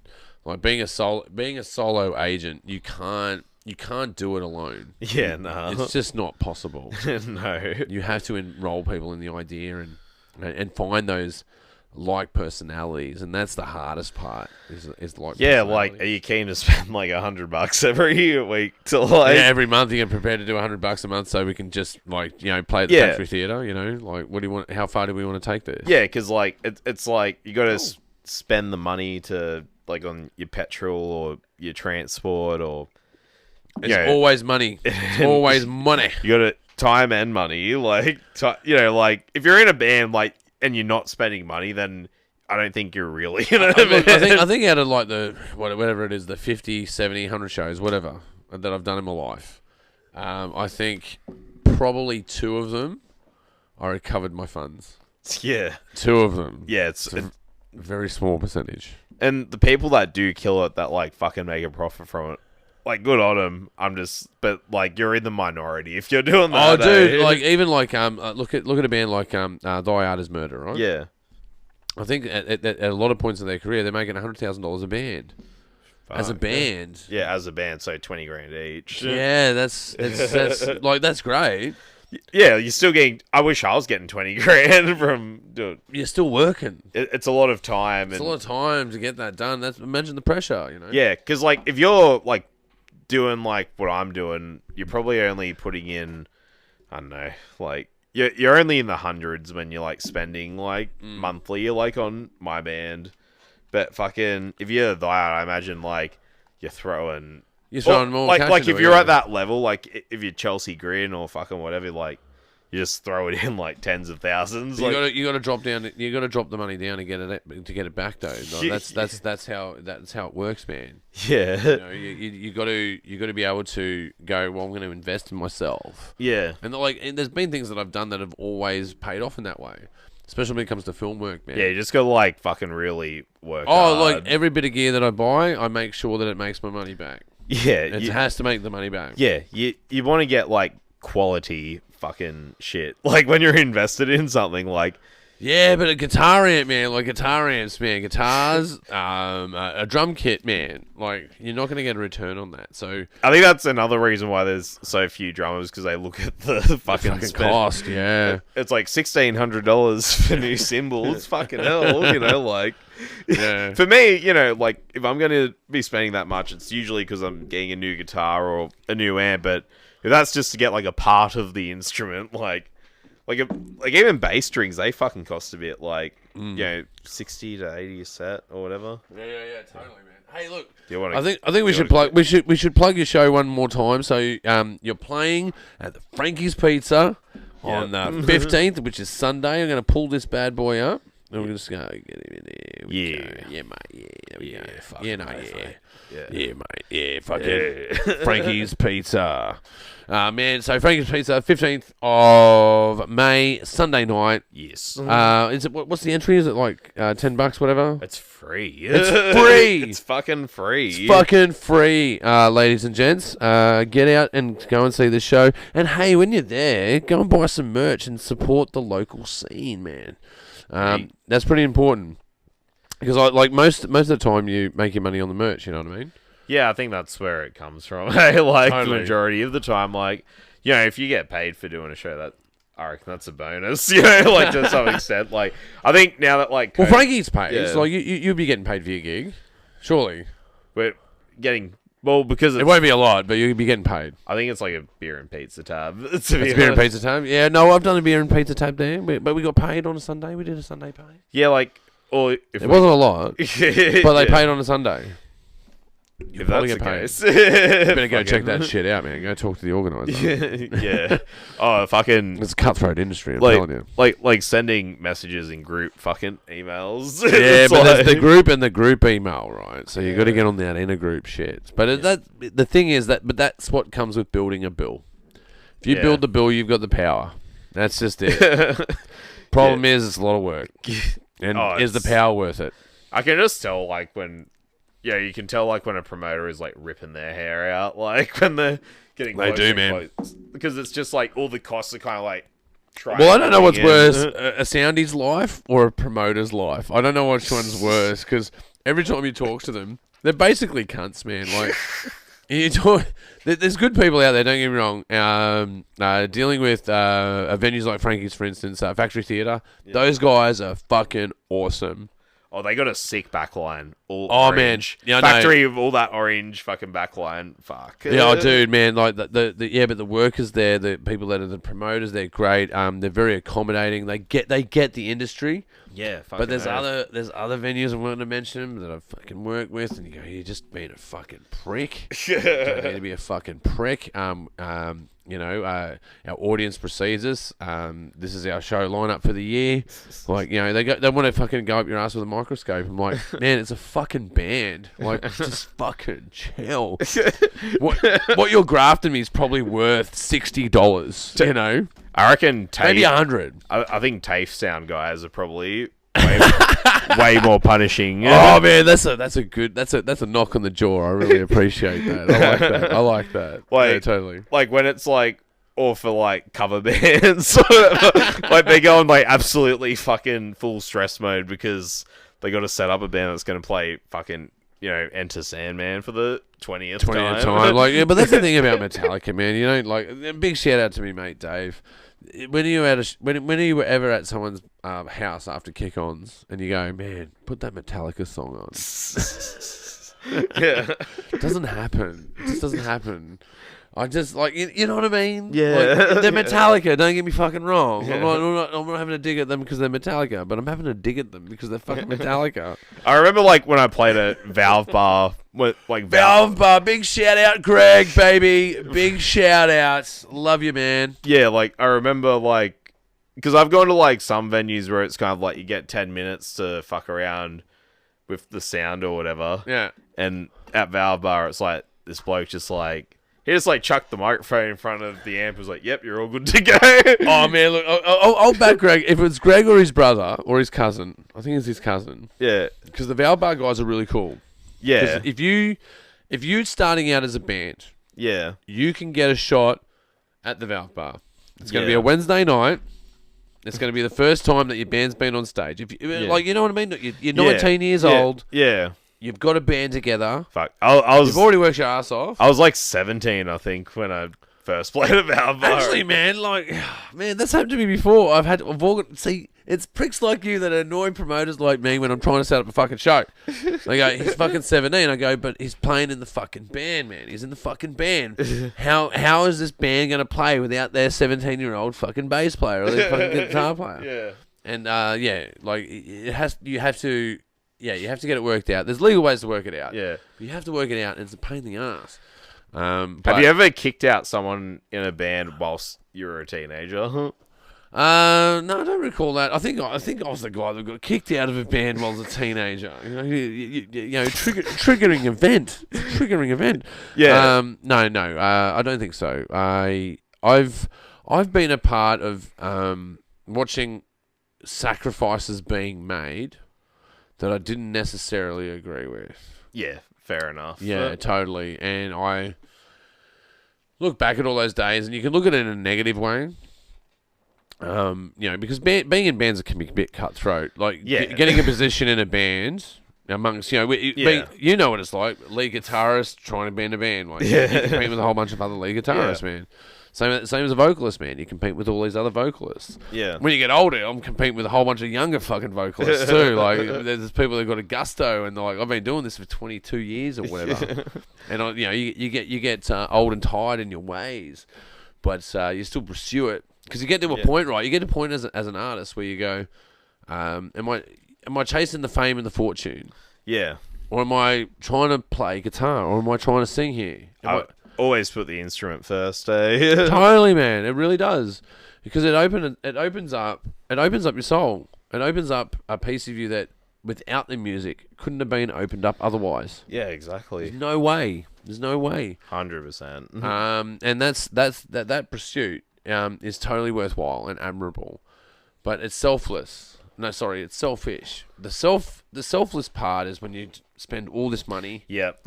All this time. Well, it's like you're in the trenches. Like, oh, my pedal's broken. Got to get a new pedal. Oh man, yeah. Got to get new. Got to. Oh, about to record an EP. Better buy a 5-pack of strings. So, dude, art is war.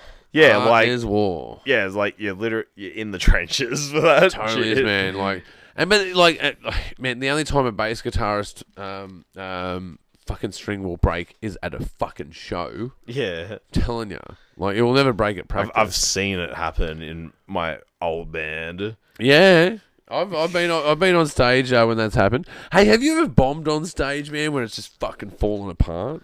Bombed? Yeah, where it's just fucking falling apart, where the rails have come off, band has to stop, have to start again. Oh, like fucking up a song? Yeah, fucking up a song. Yeah. So what's your worst fuck up a song moment? When the drummer fucking stops playing. When the drummer stops playing for 10 seconds and the band freezes and goes.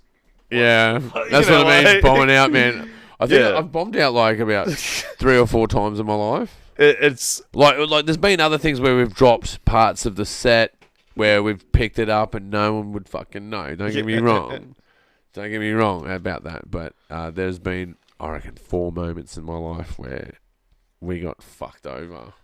Like, not fucked over, but we fucked over ourselves. Yeah. Yeah. Like, oh, fucking everyone's human. You know what I mean? But you got to kick it on, man. You got to kick it on. Yeah, it happens though. It happens when you're starting out though. It totally happens. Oh fuck! I remember I played a show at Frankie's when I was like 21. I think it was like my 21st. And look at this guy playing Frankie's when he's 21. But fucking, I was like so sloshed. Like, they had a special on, I think, before our set, which was like, fuck, I think it was like $15 for like 3 little vodkas. Yeah.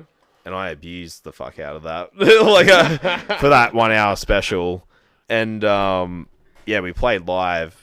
And I was like, I looked sloppy, but I was playing everything note for note. I was just extremely hammered, but I was like, going, yeah, I was like, I nearly fell down, but I was like still playing my parts because like I wrote like what I was like still playing, and but oh fuck, I was just like, I'm so fucked up right now, but I'm still gonna finish this. Oh, dude, I was doing a show at the Lewisham. It was a Saturday night show. We were headlining. And I was studying at the time at university. Yeah. I'd been up for 3 days. And I went between 3 jobs and studying full time. Yeah. And then I went to go do a show. I was fucking exhausted. I was just going to ask, do you have a drink of any sort? Man, I'll go get us a drink. I'll go get us a drink, bro. I'll go get us a drink. My mouth is extremely dry from that cigar. Yeah. No, I'll get us a drink, man. I'll get us a drink. I'll just stop the record. It's like fucking. It's like being a fucking Jawa on Tatooine. We are certainly in the space that this is the longest Pagey Train episode ever. Fuck yeah! I think we've cleared a 6-pack easily. That easily is always a good sign. Yeah, we're on to the second 6-pack now. But this has been a great experience, man. It's been great having you on the show, Chad. Yeah, I fucking love a chat. yeah, I love a chat. I love a good chat. Love a good chat. Man, no, but just, just talking about music, man, and talking about how hard it is, because people don't understand how difficult it can be. Like, it's a lot of work. It's a super amount of work. Fucking oath it is. And, because everyone would love to be a rock star. You want to go up on stage and go and have the approval of everyone. And when you get that, it's a great feeling. Yeah. But by the time you get to that feeling, there's been this whole cavalcade of work that is behind it. Yeah. And I say to other, especially younger musicians, man, just remember those moments when you're on stage and you do have a mosh pit going. Oh, for sure. Because they are the best. My first Pillager show, 2 chicks bashed each other in the pit. Oh, shit. With fucking fisticuffs. There's a girl fight at my first show. For Pillager's first show, yeah, there was. I never experienced it in the 5 years when I was in my old band. Yeah. I've never seen 2 chicks bash each other, but the first that's Pillager show insane, that happened, like we had to stop for like 10 seconds and security had to go sort it out. Shit. Yeah, my mate who was running the show was like ripping his hair out, but then it was like chill and we finished the show. But that was like my first. Like, I was just like, yeah, fucking oath, it's heavy. It must mean it's heavy then. Oh, dude, my first show, like I said, there was a whole bunch of people there. And I think I was sort of... Because you know when you have your influences when you're young? Like, you're still young. You know your influences, right? You know what bands you like, and you know what riffs you like. Yeah, fully. And you research that... endlessly. Yeah, that's what it's like, man. You research it endlessly, band after band. You will find similarities between some, and there's some that stick out for you. You go, man, they are unique. Yeah, right? You go, oh, I could sway towards that uniqueness and be inspired by that.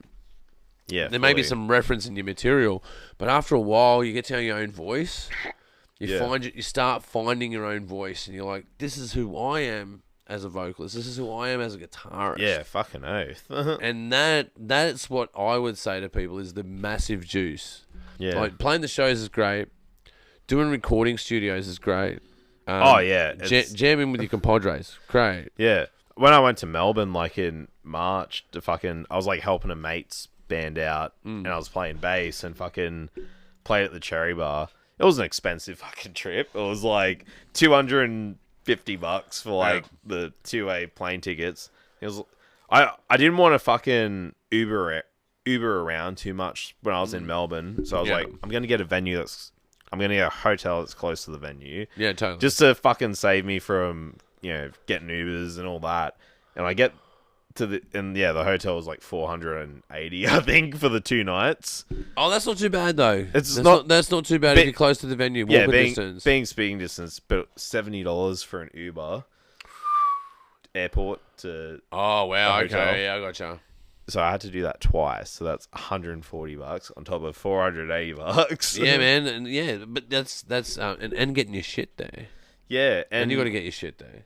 And like, I was being smart with like how I was spending my money. Like, I'm not gonna get takeout. I'm gonna like just get something like a sandwich down the road or whatever. Like, I'm not gonna like.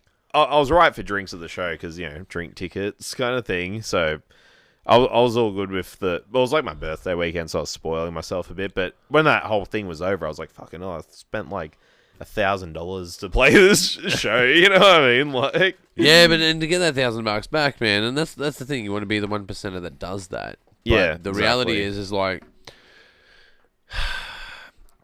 to find your voice. Yeah, that's what I'm saying, man. Like, and I don't know, like, online has made it cool, like, because I was looking at some of your stuff today, on Triple J Unearthed. Fuck yeah. And like I've been on Triple J Unearthed, and you go, man, that's a bit of a feather in the cap where you go, I'm a part of that conversation musically. Yeah, fully. And you want to be a part of that, and that recognition's great, and it would be great to be one of the greats, man. That'd be fantastic.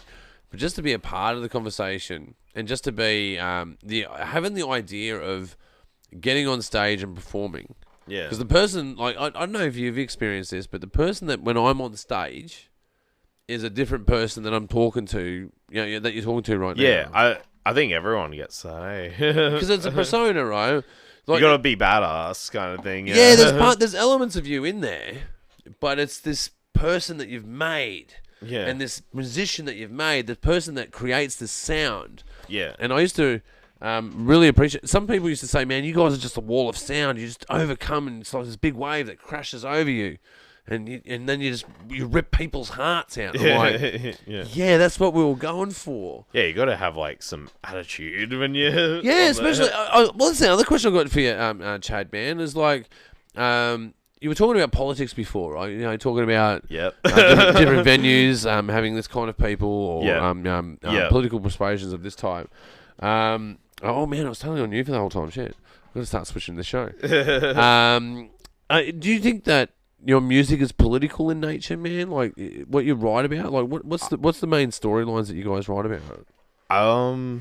Well, with the new stuff we're working on at the moment, I think it's probably going to be like more personal, like we're kind of emotional context. Well, we're kind of giving, like, for me, when I go into an EP, I'm like worried about what I'm doing on the guitar. I kind of like let the vocalist take free reign most of the time.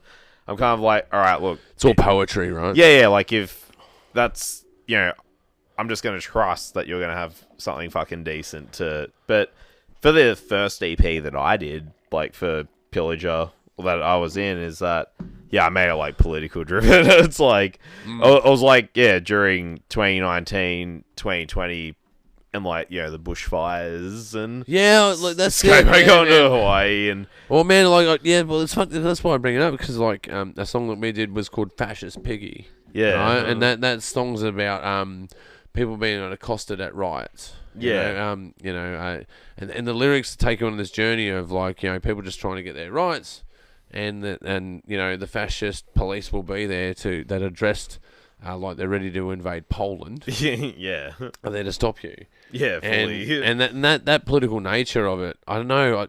I guess there's other things through that album that because of dealing with trauma and PTSD. If I didn't do that music, and if I didn't write it, I wouldn't have the stability that I have now. Likewise. You know what I mean? Like, likewise. Yeah, because life can throw you some curveballs, and it can really fuck your shit, man. But you still got that to like go back to. I've got this space that I can actually reflect on it, and it's it's really good for stressful times. Like I remember, like whilst I was on tour, like years ago, fucking one of my flatmates was just like moving out like without notice, and I was like stressing about money because I'm spending it doing a tour, and now it's like, fuck, I got to find a house. It's like, well, that's pretty stressful. I totally. had to pay like full rent while fucking touring, and it was like, oh my god, this is so taxing. I had to work some overtime to like fucking help that shit. Like, fucking. Yeah, but why not, man? But that's it. That's the pursuit of art, man. And really, I think for me, my journey as an artist, as a performer, as a director, writer, these kind of roles that you go, well, I want to tell a story. Yeah. Because that's what it is, right? You're telling a story. Yeah. You're either telling it in an audio sense, or you're telling it in a visual and audio sense, or you're telling it in a written sense. I just want to be a storyteller. Yeah, fucking earth. And I don't know. I just can't. I can't steer away from it. And it's something that consumes you. It's something that once you start going down that rabbit hole, it's difficult to get out. Yeah. Because you're talking about it becomes existential. Like, because then you start talking about consciousness. What is consciousness? Like, why heavy metal? Like, why is that a thing? I had it's like I think of music genres like movie genres. You know what I mean?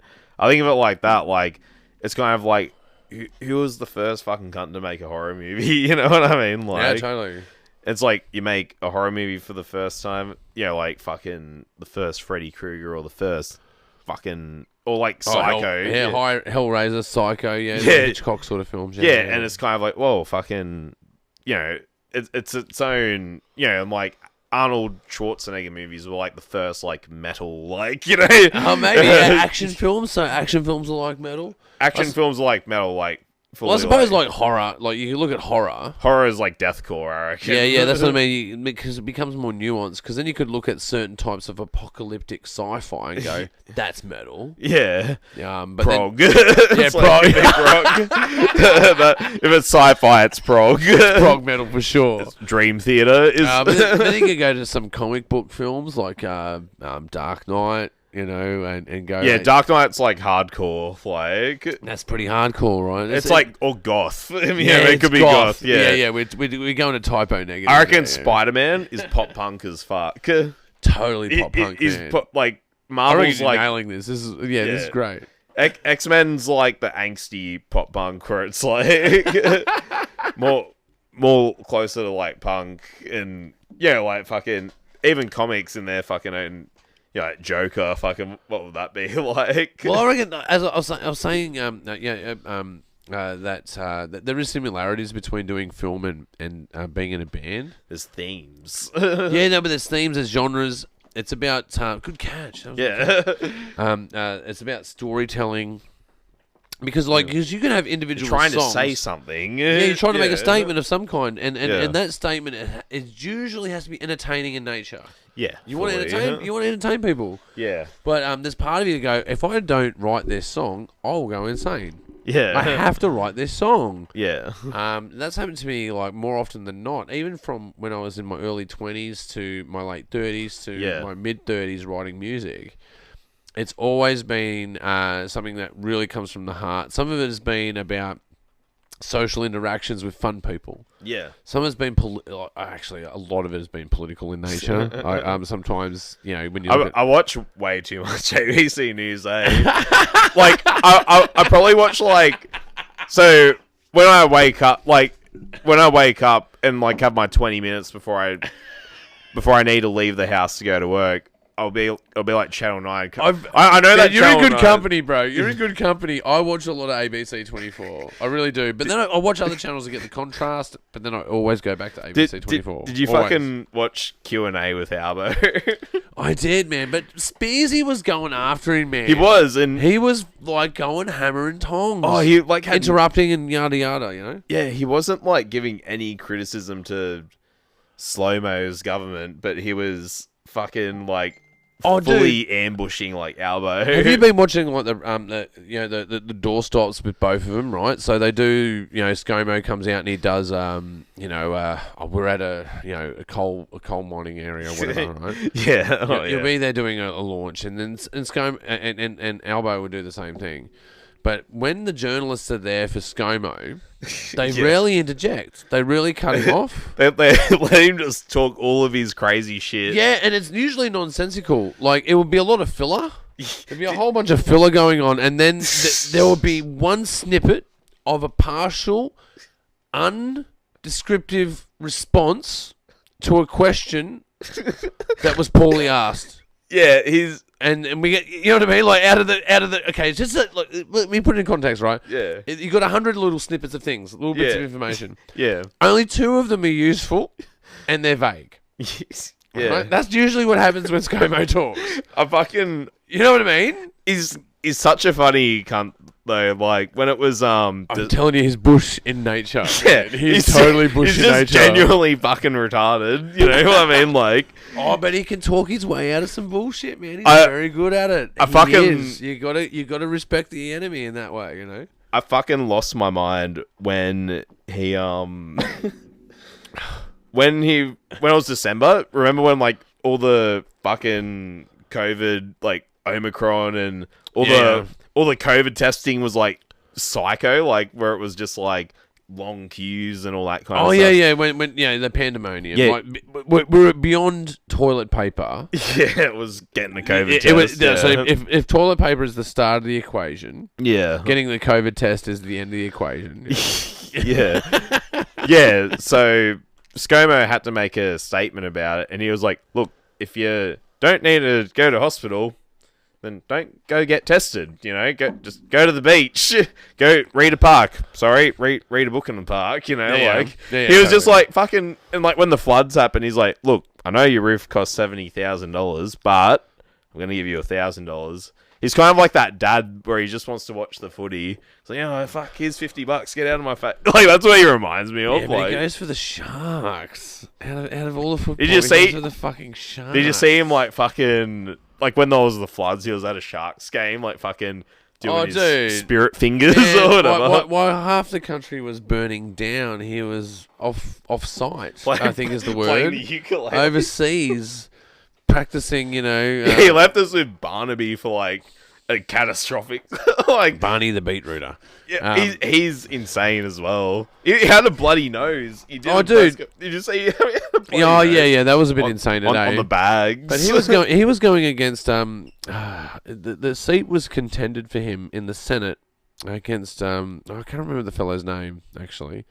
It wasn't Wilkinson. It might have been Wilkinson actually. Yeah. Because he based it off family values. Yeah. And that was before we knew about Vicky Campion. Right? Yeah. He had a secret 2nd family. Yeah. While married in a highly Catholic electorate. Yeah. But he's still there.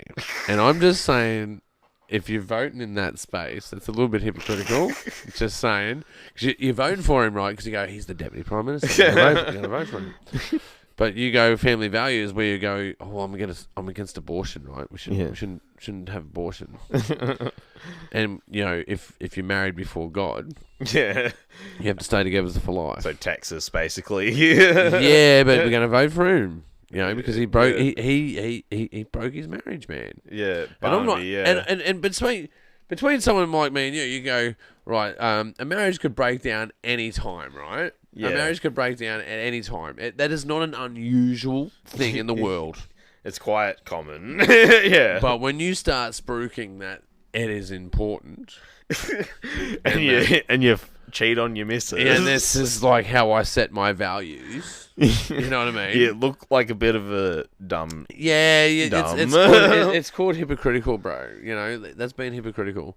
So we'll see how. I don't think he's up for election because they only do the Senate every. They don't do the Senate all at the same time. Yeah. So only half the Senate we vote for. Yeah. And then we vote for all the lower house. Did you see Andrew John's Friendly Geordies. This is Friendly Geordie shit. Yeah, totally. Fuck, it's like 10. Fucking cut it off, mate. Oh man, let me pull it up. Let me see if I can find it. I'll go for a hunt, man. Yeah. But there was I think it's like on a snippet, like you. No, but there was that rapper, right? There was this rapper. It was Flavor Flav. Yeah, Flavor Flav, I think it was. ScoMo, stop lying. Stop lying. Why you're lying all the time? You're always lying all the time. Where was he? Did you see when ScoMo's... Ooh, that's bad. Pour it out. Get the rice. Let's see if it still works. Just get damp right. Oh man, I don't even know what screen we're on. Hold on, let's go back. Oh shit! We're on. Oh no, it still works. There you go. It still works. Do you see on the fucking To Catch a Predator with Chris Hansen? Oh yeah. Yeah, he gets Chris Hansen. He gets Chris Hansen to do it. He got He told ScoMo to stop hanging out with Brian. He's like, just watch the shows. Don't be in the shows, ScoMo. Like basically calling him like a fucking pedo. Or something. I think it was a bit like that. Yeah. Hold on. We're on you. That's all right. Where are we going? Oh, where is he? Videos. Come on. We'll find him. It's not there. Oh, bummer. No, what was it? It was Flavor. Flavor Flav, man. Let's get this going. Flavor Flav. Come on. I think it's on like the first video, but you'd have to like kind of skip to it. Yeah. Hold on. No, I found it. There it is. No. Nah. That ain't it. Oh, it's not there. Oh, I'm so disappointed. Yeah. We're gonna get out of here. Run away. Run away. Run away.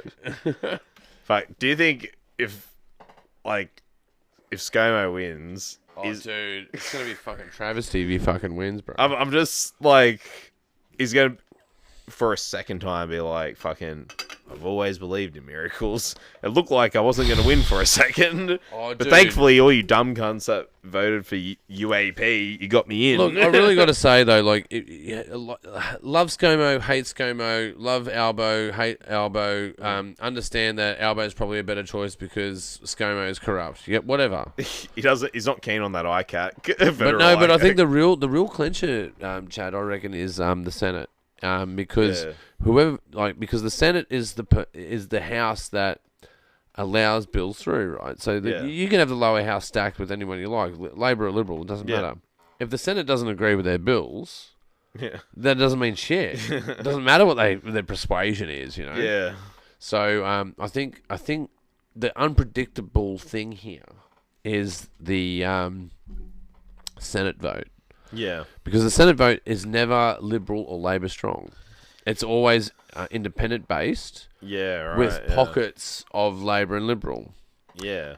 And that's why they split the vote on the Senate. We don't vote for the whole Senate. We only vote for half the Senate for the federal election.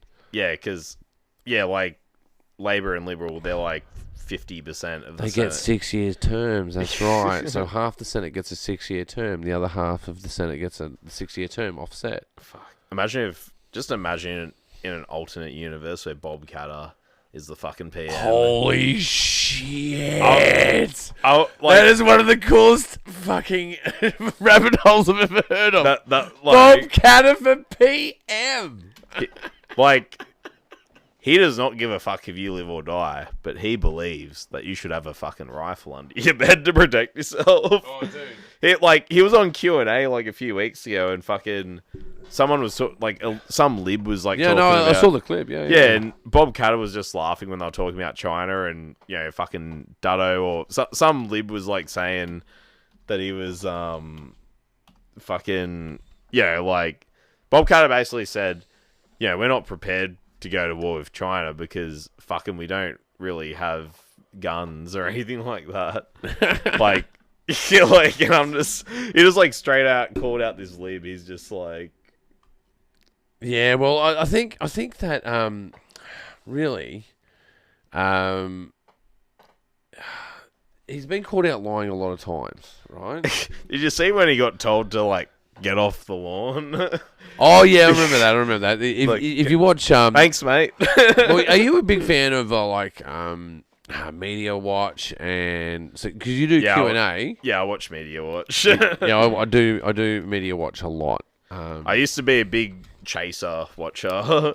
When the war and everything used to exist. Well, it's unusual to find someone else that watches the ABC. That's what I'm saying. Not a lot of people watch the ABC. We're communists. Well, I don't know if I'm a communist. Like, I'm an unapologetic capitalist that just wants, if my taxes are going somewhere, I want them going to people that need it. Not to fucking a coal mine or whatever. Yeah. It should be going to people that need to be lifted. And these guys will say these words. They'll go, we need lifters, not leaners. Yeah. Well, I can't think of a bigger leaner than the government. Think about it. Buy a car, pay me. Sell a car, pay me. Buy a house, pay me. Yeah. Sell a house, pay me. Own a house, pay me. Yeah. Rent a house, pay me. Yeah. Go buy petrol, pay me. Go buy cigarettes, pay me. Go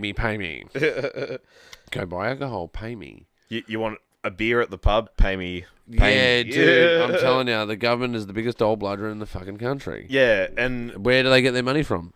Us and our productivity. I think ScoMo is like, I reckon like whoever your national leader is, it's a reflection of like, people might not agree, but like I reckon it's a reflection of like what the society is like at that moment. You know what I mean? Do you remember Tony Abbott going out speaking on behalf of Australia? Do you remember that? When he wanted to shirt front Putin.